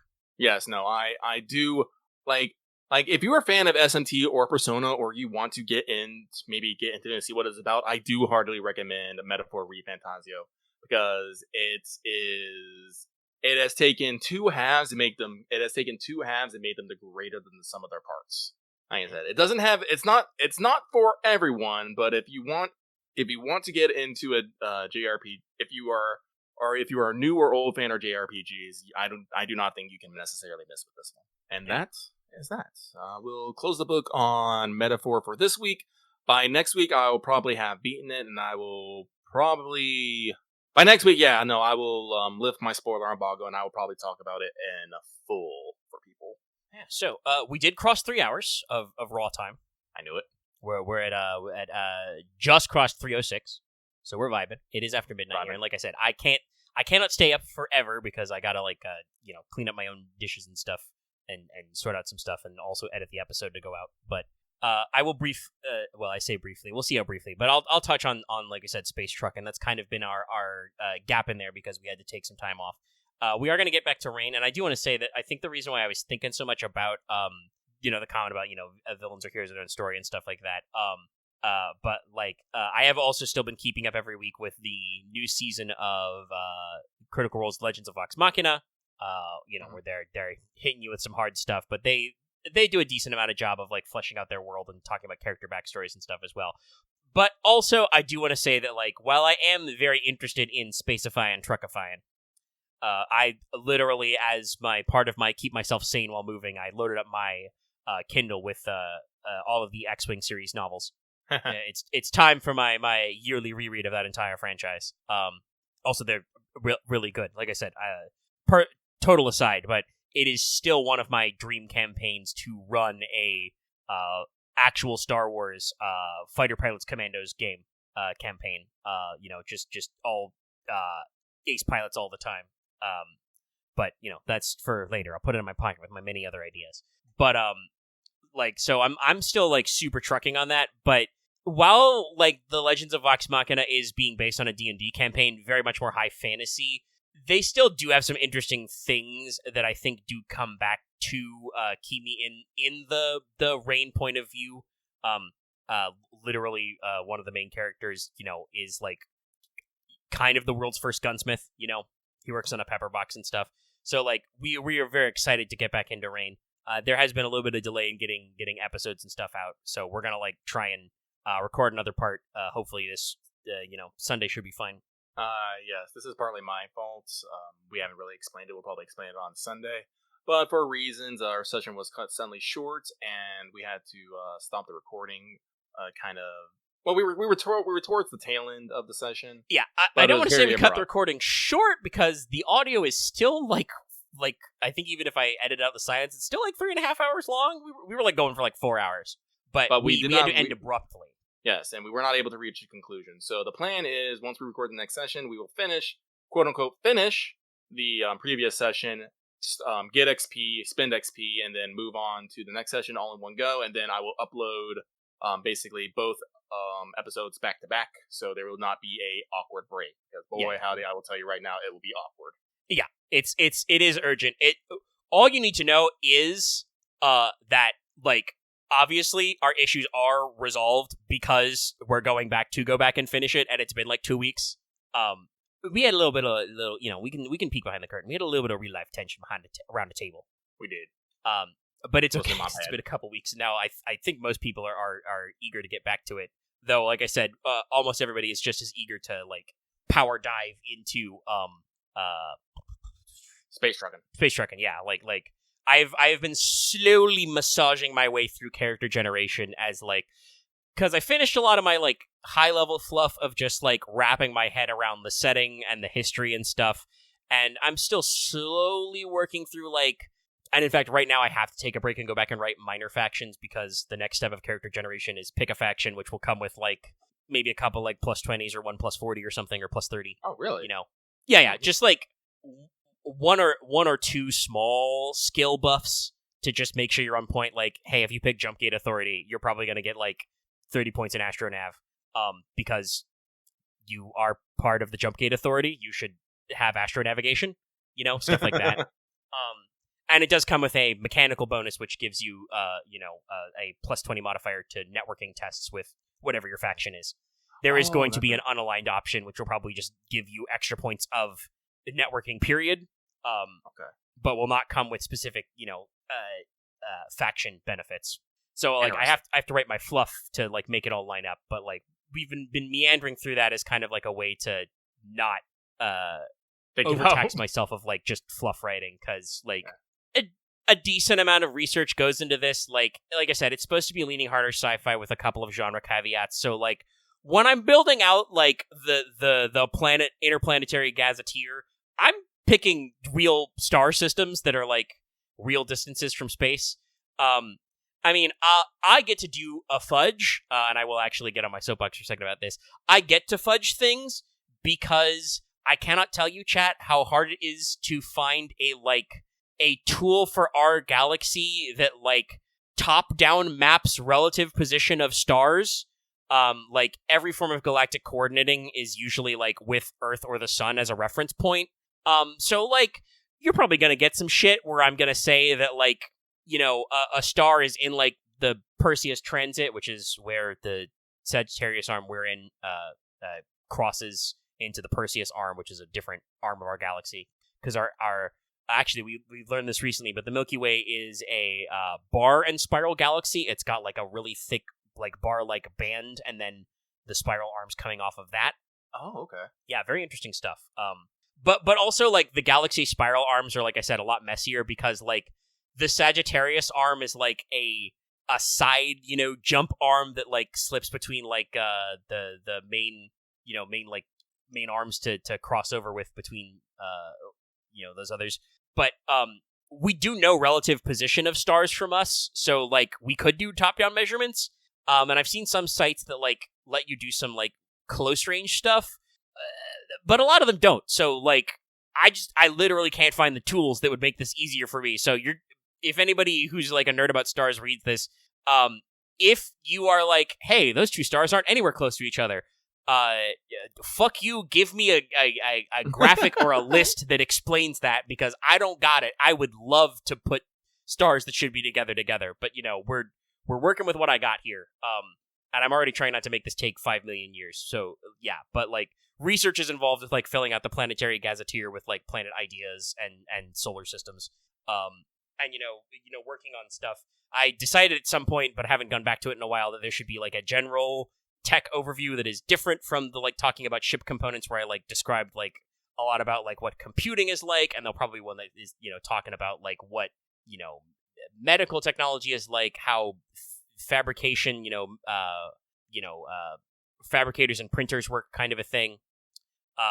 And this is in addition to having to churn out, well, not having to, but because I will want to, churning out loads and loads of ship stat blocks, and also eventually there will have to be some actual fucking game design, as I call it, and like designing character actions and out of character actions.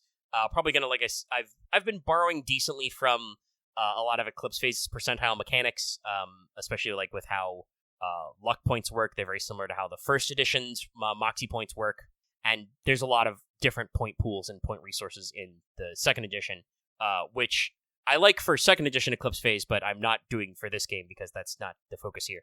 But, like, at some point I'll have to be like, you know, okay, you're in a combat turn. What do you got? Well, you can do a complex action, or a quick action, or, you know, probably do, like, a task action and a quick action, or if you're not doing anything, like 3 quick actions, you know, and then you'll probably maybe have a limited number of out-of-turn reactions. I like out-of-turn action economy as well, but maybe those will be specific abilities that are, like, limited to once per turn, and also you can just roll to dodge all the time. Dodging bullets is hard, though. If you can dodge a wrench, you can dodge a ball. But, yeah, like, because there's been conversations about, like, oh, well, what are we gonna, you know, the like I said, because we've been in such a withdrawal because of, you know, the abrupt end, and then my Hurricane 2 moving bullshit, of, like, you know, going back to back on this, you know, we're taking extra weeks off we didn't intend. But like I said, a lot of the rest of the Cabal has been using space truckers as kind of like their you know, security blanket, their teething blankie, as we wait for the next thing. And so, like, a lot of concepts. So there's been, you know, asking questions like, oh, well, what roles on the ship should we do? Should we go back and forth? And sometimes I have to chime in and be like, well, I'll have some kind of teamwork mechanic. Like, there'll be some kind of something where if you assist somebody, you give them bonuses, you know? So, like, skill overlap is not going to be a huge problem. And then at another point I was like, actually, also, action economy is going to be a thing, you know, unless you're in you're literally plugged into a ship computer or something, or, like, you're in a ship that's designed to be run from one seat. You're going to need to split up jobs because, you know, even if Lucky's character starts with maxed out mechanics in session 1, he can't simultaneously operate the flight control stick of the ship and also run to the back to the engine room and hit it with his space wrench, you know? Like, wrench. And honestly, I think for some parts I am going to be simplified with gear. Like, they'll probably just be, like, universal tool, you know? Calling it an Omni tool. Yeah, of just like, okay, it's a shape-changing, you know, metal and polymer bar. It can be a wrench, a spanner, a heavy stick, whatever, you know, and then possibly like the classic repair tool gun. Just point it, fix it. There may be standalone tool kits and medical kits full of nondescript things to make you do some tests, but also some healing will just be literally in real life. This hypothetical concept is called nanogel. Just a gel that suspends nanomachines or other nanoparticles, and just be like, the medical uses are great. You just ooze it in a wound and it closes, and I'm just like, yep, that's the future. Your doctor just carries 5 capsules of nanogel. You got a bullet wound, you got a cut, you got a burn, slap the ooze on it. The ooze will fix you. So there'll be quick healing and stuff. But it is definitely like I have to sit down and do the game design of like, okay, what the fuck are you doing in a ship? Like obviously there's got to be like, here's how you fly, here's how you you stop flying, you land the ship. I have already thought in my mind of like, okay, there'll be a boarding type action where you get up close and you let people jump out, or you actually hook up a dock and send guys over. There probably will need to be some kind of provision for like, hey, what if I decide damn the torpedo's ramming speed? I've skimmed Traveler before. Traveler has its own kind of specific mechanisms, and it was like, I remember when I first got into RPGs, I think Traveler was like hella out of print for a while. I'm pretty sure there's a recent edition they've brought back. But also, like, I would like to remind everybody, I am now in my early 30s. I have been, like, reading and running tabletop RPGs since I was, like, 16 or 17. So, it's been a while. But also, honestly, because I've been doing this for 20 years, I don't necessarily need to mine other games for ideas, but I'll skim them. I will say that, honestly, like, some of the ideas I've got for, like, how ship stats work are because I, like, went back recently and, reskimmed some of the, like, rules and concepts from Lancer, but like those having like a different like, okay, here's your hull, and then you've got your heat and stuff like that, and I'm like, actually heat management is a big deal in space, so like that was like, okay, yeah, I'll get this. And then you'll have an energy cap, because that's like a thing all of these types of like video games and other like board games do, is you've only got so much energy to go around, kind of a thing, and work on that. But you're gonna need to like actually like, I gotta sit down and actually figure out like actions and modifiers and stuff as well, and like what do you do? So like I said, Traveler is interesting, and I remember many quote unquote horror stories back in the day about like, oh, Traveler, you can randomly roll a life pass, you can die in character generation. And it's like, that's funny, but also that's dumb. In Eclipse Phase it works because you literally just die yourself, you come back, but I'm pretty sure in Traveler death is permanent usually, so it's just one of those funny things of like, what purpose does this serve? And it was probably written first during the 80s, and that was just how it was. The game design was semi-competitive. It was supposed to have these like inherent risks when you picked up dice, and sometimes you got to just like shake shit out. But yeah, like I said, we're not doing random rolling. Character gen is fixed steps. I mean, there is a little bit of random rolling in one of the options. I'm about to say, I did some random rolling. What are you talking about? But, like, and, like, maybe at the back I could put in a table to, like, just start randomly generating, however many options you are. But I was not formatting, like, Clade Homeworld career path to fit a table that involves percentile dice. I mean, if you read what it does... Axe is still, I think, a little overly concerned about the terrain balance, but like I added this section. You can see luck does do a lot. Luck does do a lot, and like I said, 3 point on luck. That's 20 points right there, baby. Yeah, I did actually figure out that I'm pretty sure my price point is going to be, every point of luck is going to be 20, because if it was, I'm giving characters probably 250 free XP to start. And I like depend if people feel like they have too many like skill points at the end of character creation. Like, maybe I'll drop that down to 200, and then you can get 250 with negative traits, but right now it's going to be 250 to start, and you can get 300 with negative traits. I want to say, this is how I contribute to the thing. I'm actually, like, slowly building a character. Like, I think 250 is actually probably pretty good. Like, I haven't spent all my characters' experience points, because Omega doesn't have, I don't know necessarily how we get gear. I don't know if Omega's going to do you can exchange starting XP to credits at the beginning, and I don't necessarily know what traits you can, so spending all my XP all at once is kind of dumb. Yeah, you don't know. You might have to rejigger it anyway, right? I might have to rejigger it anyway. But Lucky's already building his character. His name is Jack Rabbit. He is a Voidborn terrain criminal who is a pilot. Basically what I did is I picked all those packages and I went over to Pilot and then basically picked up everything out of there except what would take me over, and sans the Pilot surface. Like I said, he's Voidborn. He feels best at space. He's not really good at the terrain things. And I only spent 170, I think. Yes. Yeah, 170. 170 out of the 250. And there's still more things I wanted to buy because I wanted to be into explosives as well.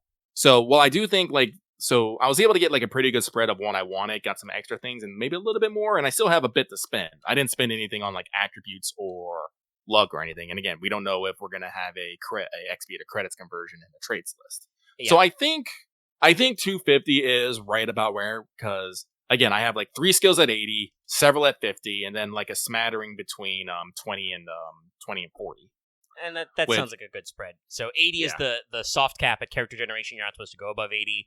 Yeah. I could do like Eclipse Phase and like have a trait you can buy, which is like only at character gen you can spend like 10 points to be able to go to 90, maybe. But that always felt like a weird trade-off, so probably not. And just be like, no, if you go over 80, you move the points to a different skill in the same category. Bless you. And just you suck it up, because the hard cap is 100. If you get 100 points in a skill, that's as much point as you can get.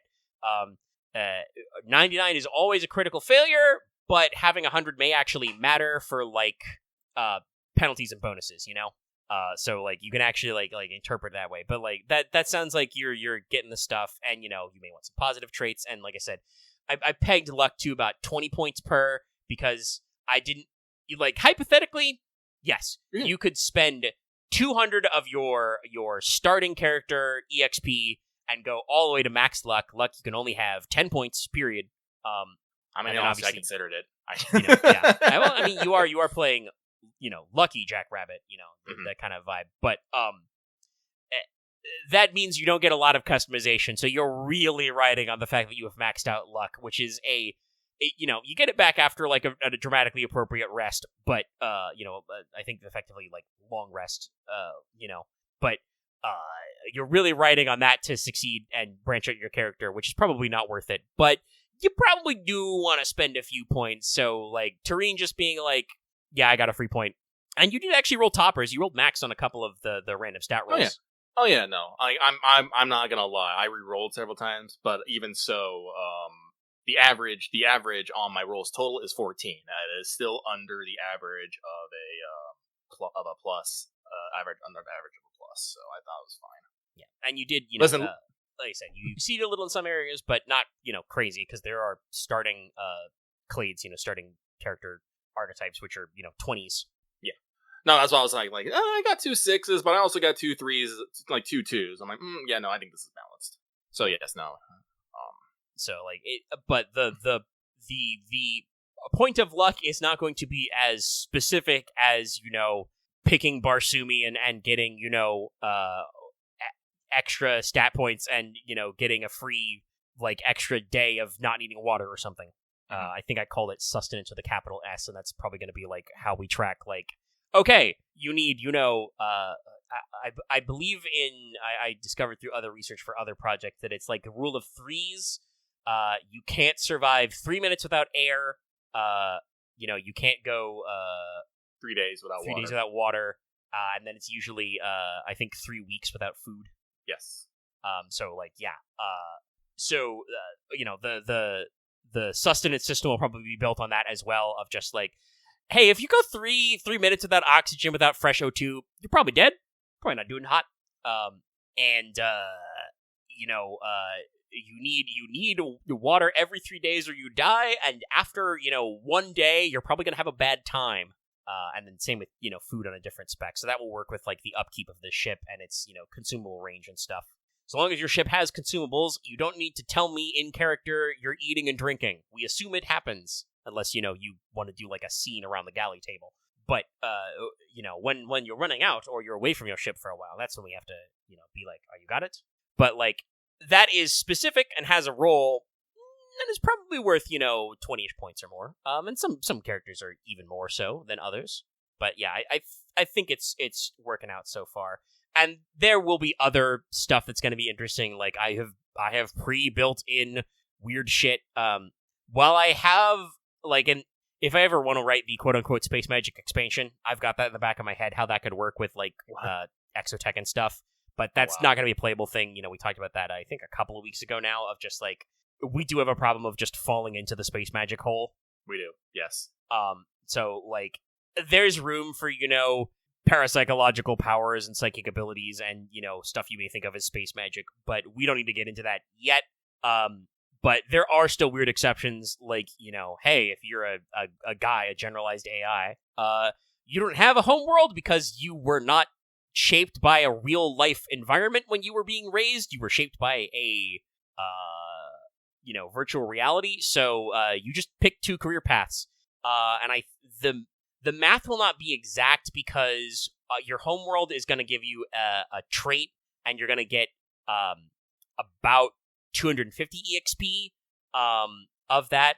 Each career path is like 150 or 160-ish XP, maybe 170-ish. You know, you've actually bought them, depending on how I did the math. So 2 of those gets you about 300.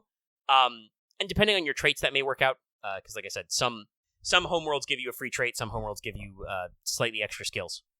So, like, it mathematically, they're not going to line up 1-to-1, but that's not the point. They're not supposed to be literally mathematically balanced. They're supposed to feel balanced. And you will still be able to buy some traits that are not inherent traits, like 0G adaptation will be buyable, because, you know, even if you weren't born in space, maybe you spent a lot of fucking time in space.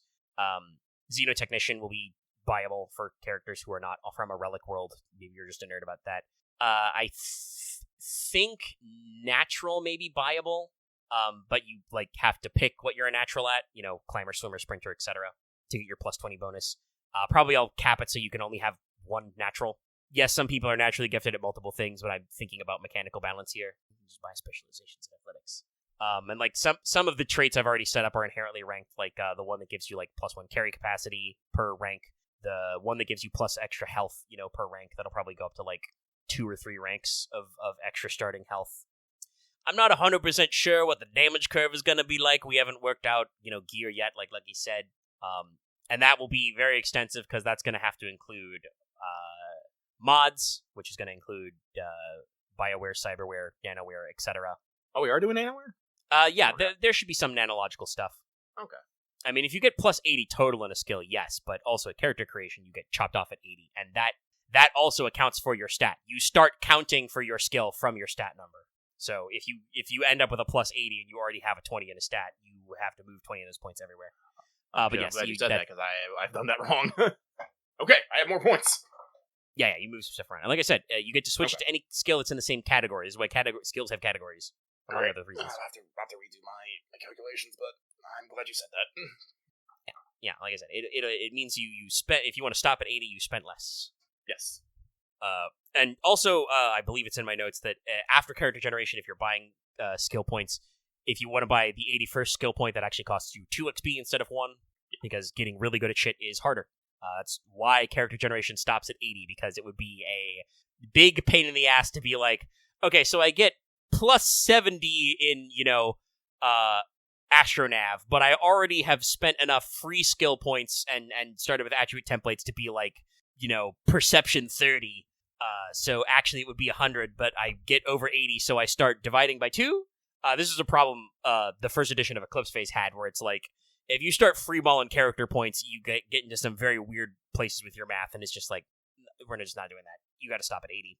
But, like, gear will include mods, and yes, there will probably be some nanotech in there, because there is some nanoscale technology in the setting. I don't know, like, how crazy it'll get, but, like, I don't think it fits the vibe to go the Eclipse Phase route and be like, oh, characters can buy, you know, pocket nanoswarms to do things for them. Implant a nanohive in your body.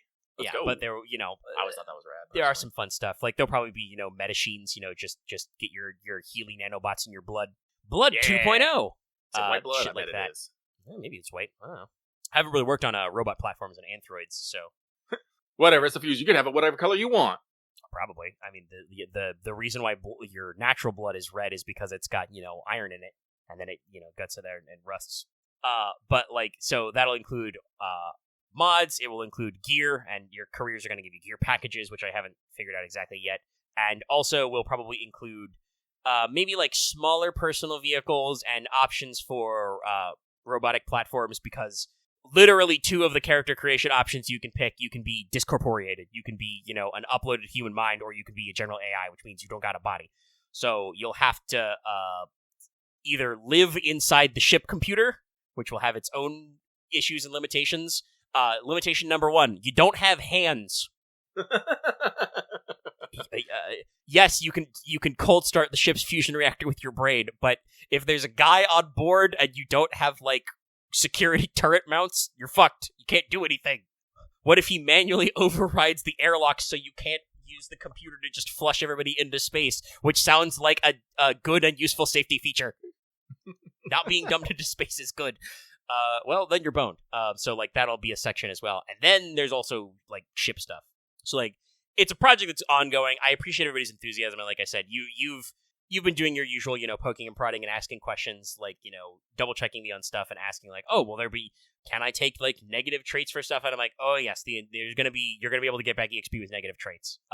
I really like this about Eclipse Phase, and also I think anybody who's seen some of my earlier game design stuff knows that, like, if you've ever read Mages of War has some very funny personal character traits, positives and negatives. Very inspired by Valkyria Chronicles there. Some very funny stuff with being, allergic, nearsighted, etc. So there'll be stuff, and, like, some of it will be simple shit, like, you'll probably be able to take, like, a negative trait that's, like, frail and just be like, -5 starting health, and other shit like that. And then there'll be stuff like, I don't know exactly what I'm going to call it, but, like, bad rep or black mark, and just be like, hey, you know how normally you have a faction that you're friendly with and you get bonuses? No, actually, your faction fucking hates you, so you do not get that bonus. They're mad at you. They're upset. And, something like, because it's something you asked about, definitely something to do with, like, a debt or a collateral of, like, hey, you owe somebody something, you owe them money or favors or something, and they're gonna want to collect on it, so watch out. Watch out. And ships will also probably have traits, because it's another thing we talked about. Like, that'll probably be like a phase after everybody generates characters and picks their starting gear packages and shit. And like I said, I figure out what the economy is, whether it's you spend EXP directly to get extra credits. I do think, like, kind of like what some of the newer Genesis splats have been doing, I think your, like, starting pocket change will probably be based on your career. Like, makes probably sense. As part of your gear package of just, like, hey, guess what? If you're a military officer or you're a brilliant scientist, you probably have more pocket money than if you're a literal scavenger. you're a literal scav. You don't have shit. No, this is actually noted in the GAI section. You have to pick one of your gear packages. You don't get to double up on that, just because it'll get complicated. I may have to come up with a separate note about your starting body budget, though. That's true. So, like, you may technically get more starting money, but that'll be because you'll have a budget for a body. But that, like, budgeting process will probably get macro scaled to the group for your ship, which can include the ship can take on negative traits, like being a lemon, or, you're talking about, like, just through stuff of just like, oh, well, what if you stole you? What if you stole the ship? And I'm just like, that sounds like a negative ship trait is stolen. You stole this ship. Hey, guess what? You don't have to pay as much money for it, but somebody wants it back. Uh-oh. Whoopsie! Yeah, all kinds of funny stuff. And there'll be positive traits as well, so you can probably take, like, there'll be a route to, like, either take the most expensive ship you can find, but then load it with negative traits. Like, okay, so we've got a cutting-edge, top-of-the-line ship, literally doesn't exist yet, it's a prototype, it's fucking stolen. We stole it. The people who built it want it back, and they're mad at us. Or you can be like, we have bought the most piece of shit beater possible. We have bought the Ford Pinto of spaceships, and then we put all of our starting budget and extra trait money into basically the Millennium Falcon option. The ship looks like shit. It is literally the fastest piece of junk you will ever find in this galaxy. So, like I said, we've been bouncing back ideas back and forth on creativity. So, like, if you like Rain, we're not done with Rain. We're hopefully going to get back into it with the flow. And like I said, I've still been consuming vaguely Rain flavored media. So I think my brain is ready to ratchet back in, because I actually got to do some cool plot stuff last time. That sadly did get bogged down by combat stuff. I'm relearning my skills, chat. We haven't had a big fight in fucking forever, so I put in a couple of big fights, and I'm like, okay, we're learning from this. We're learning. Indeed. Definitely, the players are learning, and I'm learning as a GM of like, okay, we definitely need to streamline this. Sadly, this means there'll probably be, unless it's like a dramatic climax where you guys are literally all like storming a castle or some shit, there will probably be way fewer big team battles, and I'm definitely going to be like, okay, so like 1 or 2 named NPCs, and then more minions for minions. Having unworthies, I think having more unworthies, I think is probably good. I think it fits the overall tone better too. Yeah, no, and like I said, the Grand Melee like definitely has very specific reasons for why it is the way it is. Oh, and actually, I haven't even shown you guys the actual like mass combat system. That technically requires a hex map. I'm very glad we did find the whiteboard function, and it lets me upload images. So that will actually be very handy for future. And it saves for like 90 days, so our previous whiteboard should still be in there, even though we took a week off. But yeah, no, like there's an actual like hex map tactical map blow up view too, which I will probably have to find a reason to get in there. I think they're saved per channel, so I don't know if you can see it from recording. As I see Axe just fired up the whiteboard. That's what that sound, by the way, was, chat. I still have activity sounds on Discord. Thanks, Axe. It's honestly, it's not the worst. I know people who do other kinds of recordings, not usually podcasts like this, but I know some people who will like occasionally accidentally let like regular Discord notifications sneak into their audio. That's always a fucking jump scare. But yeah, so like we're not done with Rain. I've got so much more Rain stuff I could do, but the Cabal has also been nice and indulged my creativity of just like, man, I'm just thinking about trucking through space, man. Space trucking. You know, I don't know what the space parody of Eastbound and Down is, but it's out there. 25 storage units. What are we gonna sell? Space coffee. Shit, we got to there. It's the space coffee cartel. What do? I guess we'll have to shoot them. The classic line from. Was it actually? I don't remember if it was from the TV season or the movie, but sure would be nice if we had some grenades. Jane Washburn, everybody. But yeah, no. We're trucking on space trucking. Haha. Yeah, it was only like 30 minutes, but speaking of almost hitting the 4-hour mark, it's almost 1 a.m. The recording's been going on for almost 4 hours. We just crossed 3:40. As I said, I do have a few things to do before I go to bed for today and want to pack it up, and we've talked at length. So we'll probably wind it in. Any other like oddball bits and bobs on your end, Lucky? Not really. I haven't watched much more anime, so unfortunately not there. Like I said, I am continuing to plan out my eventual VTuberness, but part of that plan was actually getting the proper help for my mental issues, because ADHD is a hell of a stop doing things problem. And once I start on this, I definitely do not want to stop. But unfortunately, American healthcare system is not my friend at the moment. Other than that, haven't really been reading either. Like I said, I've been basically putting all my focus on Metaphor. I do want to actually beat this game and not just put it on the eternal backlog. That is important. It is important. But in the Gacha sphere, Nikkei continues to be amazing. We're coming up on the 2-year anniversary there. We have a stream coming up next weekend, I believe. I think it's on the 25th. I want to say it's on the 25th. It might not be on the 25th. That might be... That's actually... No, I think that's the Warframe Next Dev stream. We're going to talk more about Warframe 1999.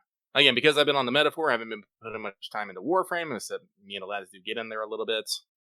A suggestion from Aaron, though, was to play Sons of the Forest and record it. Unfortunately, I don't think we're that funny in it, although I do think I can still make something out of it. But again, I need more footage, because I'm gonna be real, a lot of Sons of the Forest is me walking through the woods or chopping down trees. That's not the most entertaining. Yeah, I definitely think that, like, I mean, if you're having an entertaining conversation, it can be, but I've watched a decent number of Forest and Sons of the Forest videos. Once we actually get into more oh, sorry, I didn't mean to cut you off there. No, go for it. Once we get into more combat-y things like exploring caves and trying to actually get down to the mystery of the island, there'll probably be something more entertaining. But unfortunately, we're really in this phase of we want our bases to be cool and not get our ass kicked in the middle of the night. So we've been doing a lot of stuff from home. We're just now getting into it. Let's get out there and explore a bit more. We found hang gliders. They're fun. So I did see because he posted in the Cabal that Aaron got the achievement for getting eaten by a shark. Yeah, unfortunately, again, that was not on my screen. So again, it's one of those things of like, because we do like explore together, but sometimes we explore by ourselves. Like at one point, I ran off like just to go see if I can do some scavenging, and I ran into this like red fucker who was just chasing me. And I was like, and occasionally like again, nothing against like Aaron and Axe as they say, but Aaron is generally fairly quiet, and while Axe can say some unhinged stuff, normally he's very precise and logical in what he says. So it's our conversations are generally not that entertaining. So, but like every once in a while, something funny does happen. It's just not enough I don't think to make a decent sized video out of it. So it was supposed to be something for a spooky monk, but I think what is just gonna have to happen is I'm just gonna have to. Well, first I have to remember to download the video editing software, and I just have to start trimming it down to what I think is entertaining. Like I think I'm gonna. Like, along with, like, the intro stuff and us walking around and talking and doing stuff, like, I do think there's a very funny segment where I try to drive a golf cart, and I'm absolutely shit at it. I'm just picturing it in my head.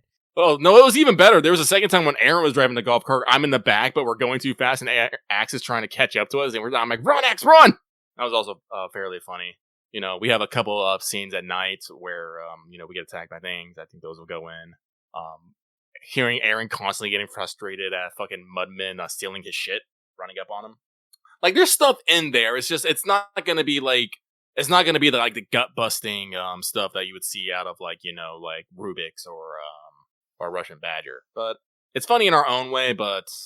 And which, to be fair, like Rubik's and Russian Badger's comedy style really has a monopoly because he crams himself, which he is incredibly funny and talented, but he also grabs like half a dozen extra of his friends and crams them into the same room, which is like that's why they produce such high volume insanity, and then they still do like crossover stuff too, like watching the reverse side of like the Marvel vs. Capcom like video from his perspective, and then watching the reverse side of like the video from Life There that he released around the same time, where you get that crossover. Like you get a lot of guys together, where the Cabal is strong but small.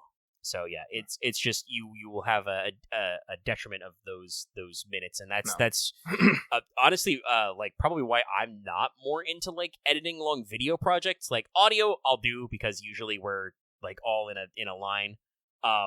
But like the video bits, video editing is not a skill I'm super practiced at, and it doesn't like I feel like come naturally to me. Like it's not just something I'm just like editing video. Unlike you're like world building. That's me. No, like, I can do video editing, but again, this is a problem. I have ADHD. It's hard for me to focus on video editing, and if I stop doing the video editing, I'm pretty much just gonna stop right then and there.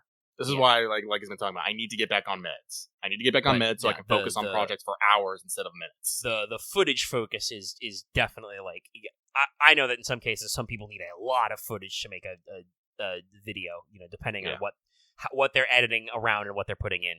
No, like my goal is to basically make something about 15 to 20 minutes long and then put it out. Something that's not too short but not too long. Sounds like a solid length for that sort of thing. Yeah. I think YouTube still likes those. I don't know what YouTube likes anymore. It's weird. It feels like it's changing all the time. But also, you can't go anywhere but YouTube because every place else sucks worse. Welcome to the internet. It does seem like that. Hey, I'm not gonna like advertise it at all, but if you do the Blue Sky follower link and define me, that's me. I actually made my Blue Sky account finally. I did too. Lucky changed his name again because I'm once again changing my identity, but I'm not that hard to find. And I will say that while not perfect, the track your follower thing worked pretty good.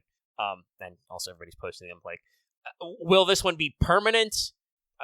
Probably not, because like regrowing your following is like a huge pain in the ass, and like even then, not every artist and shit poster I know has like switched over. But it just felt like this time was the time to get the backup. I think the part that somebody said where it's serious was like they were like, oh shit, I saw my Japanese artist accounts moving to Blue Sky. That's how you know this shit's real. Yeah.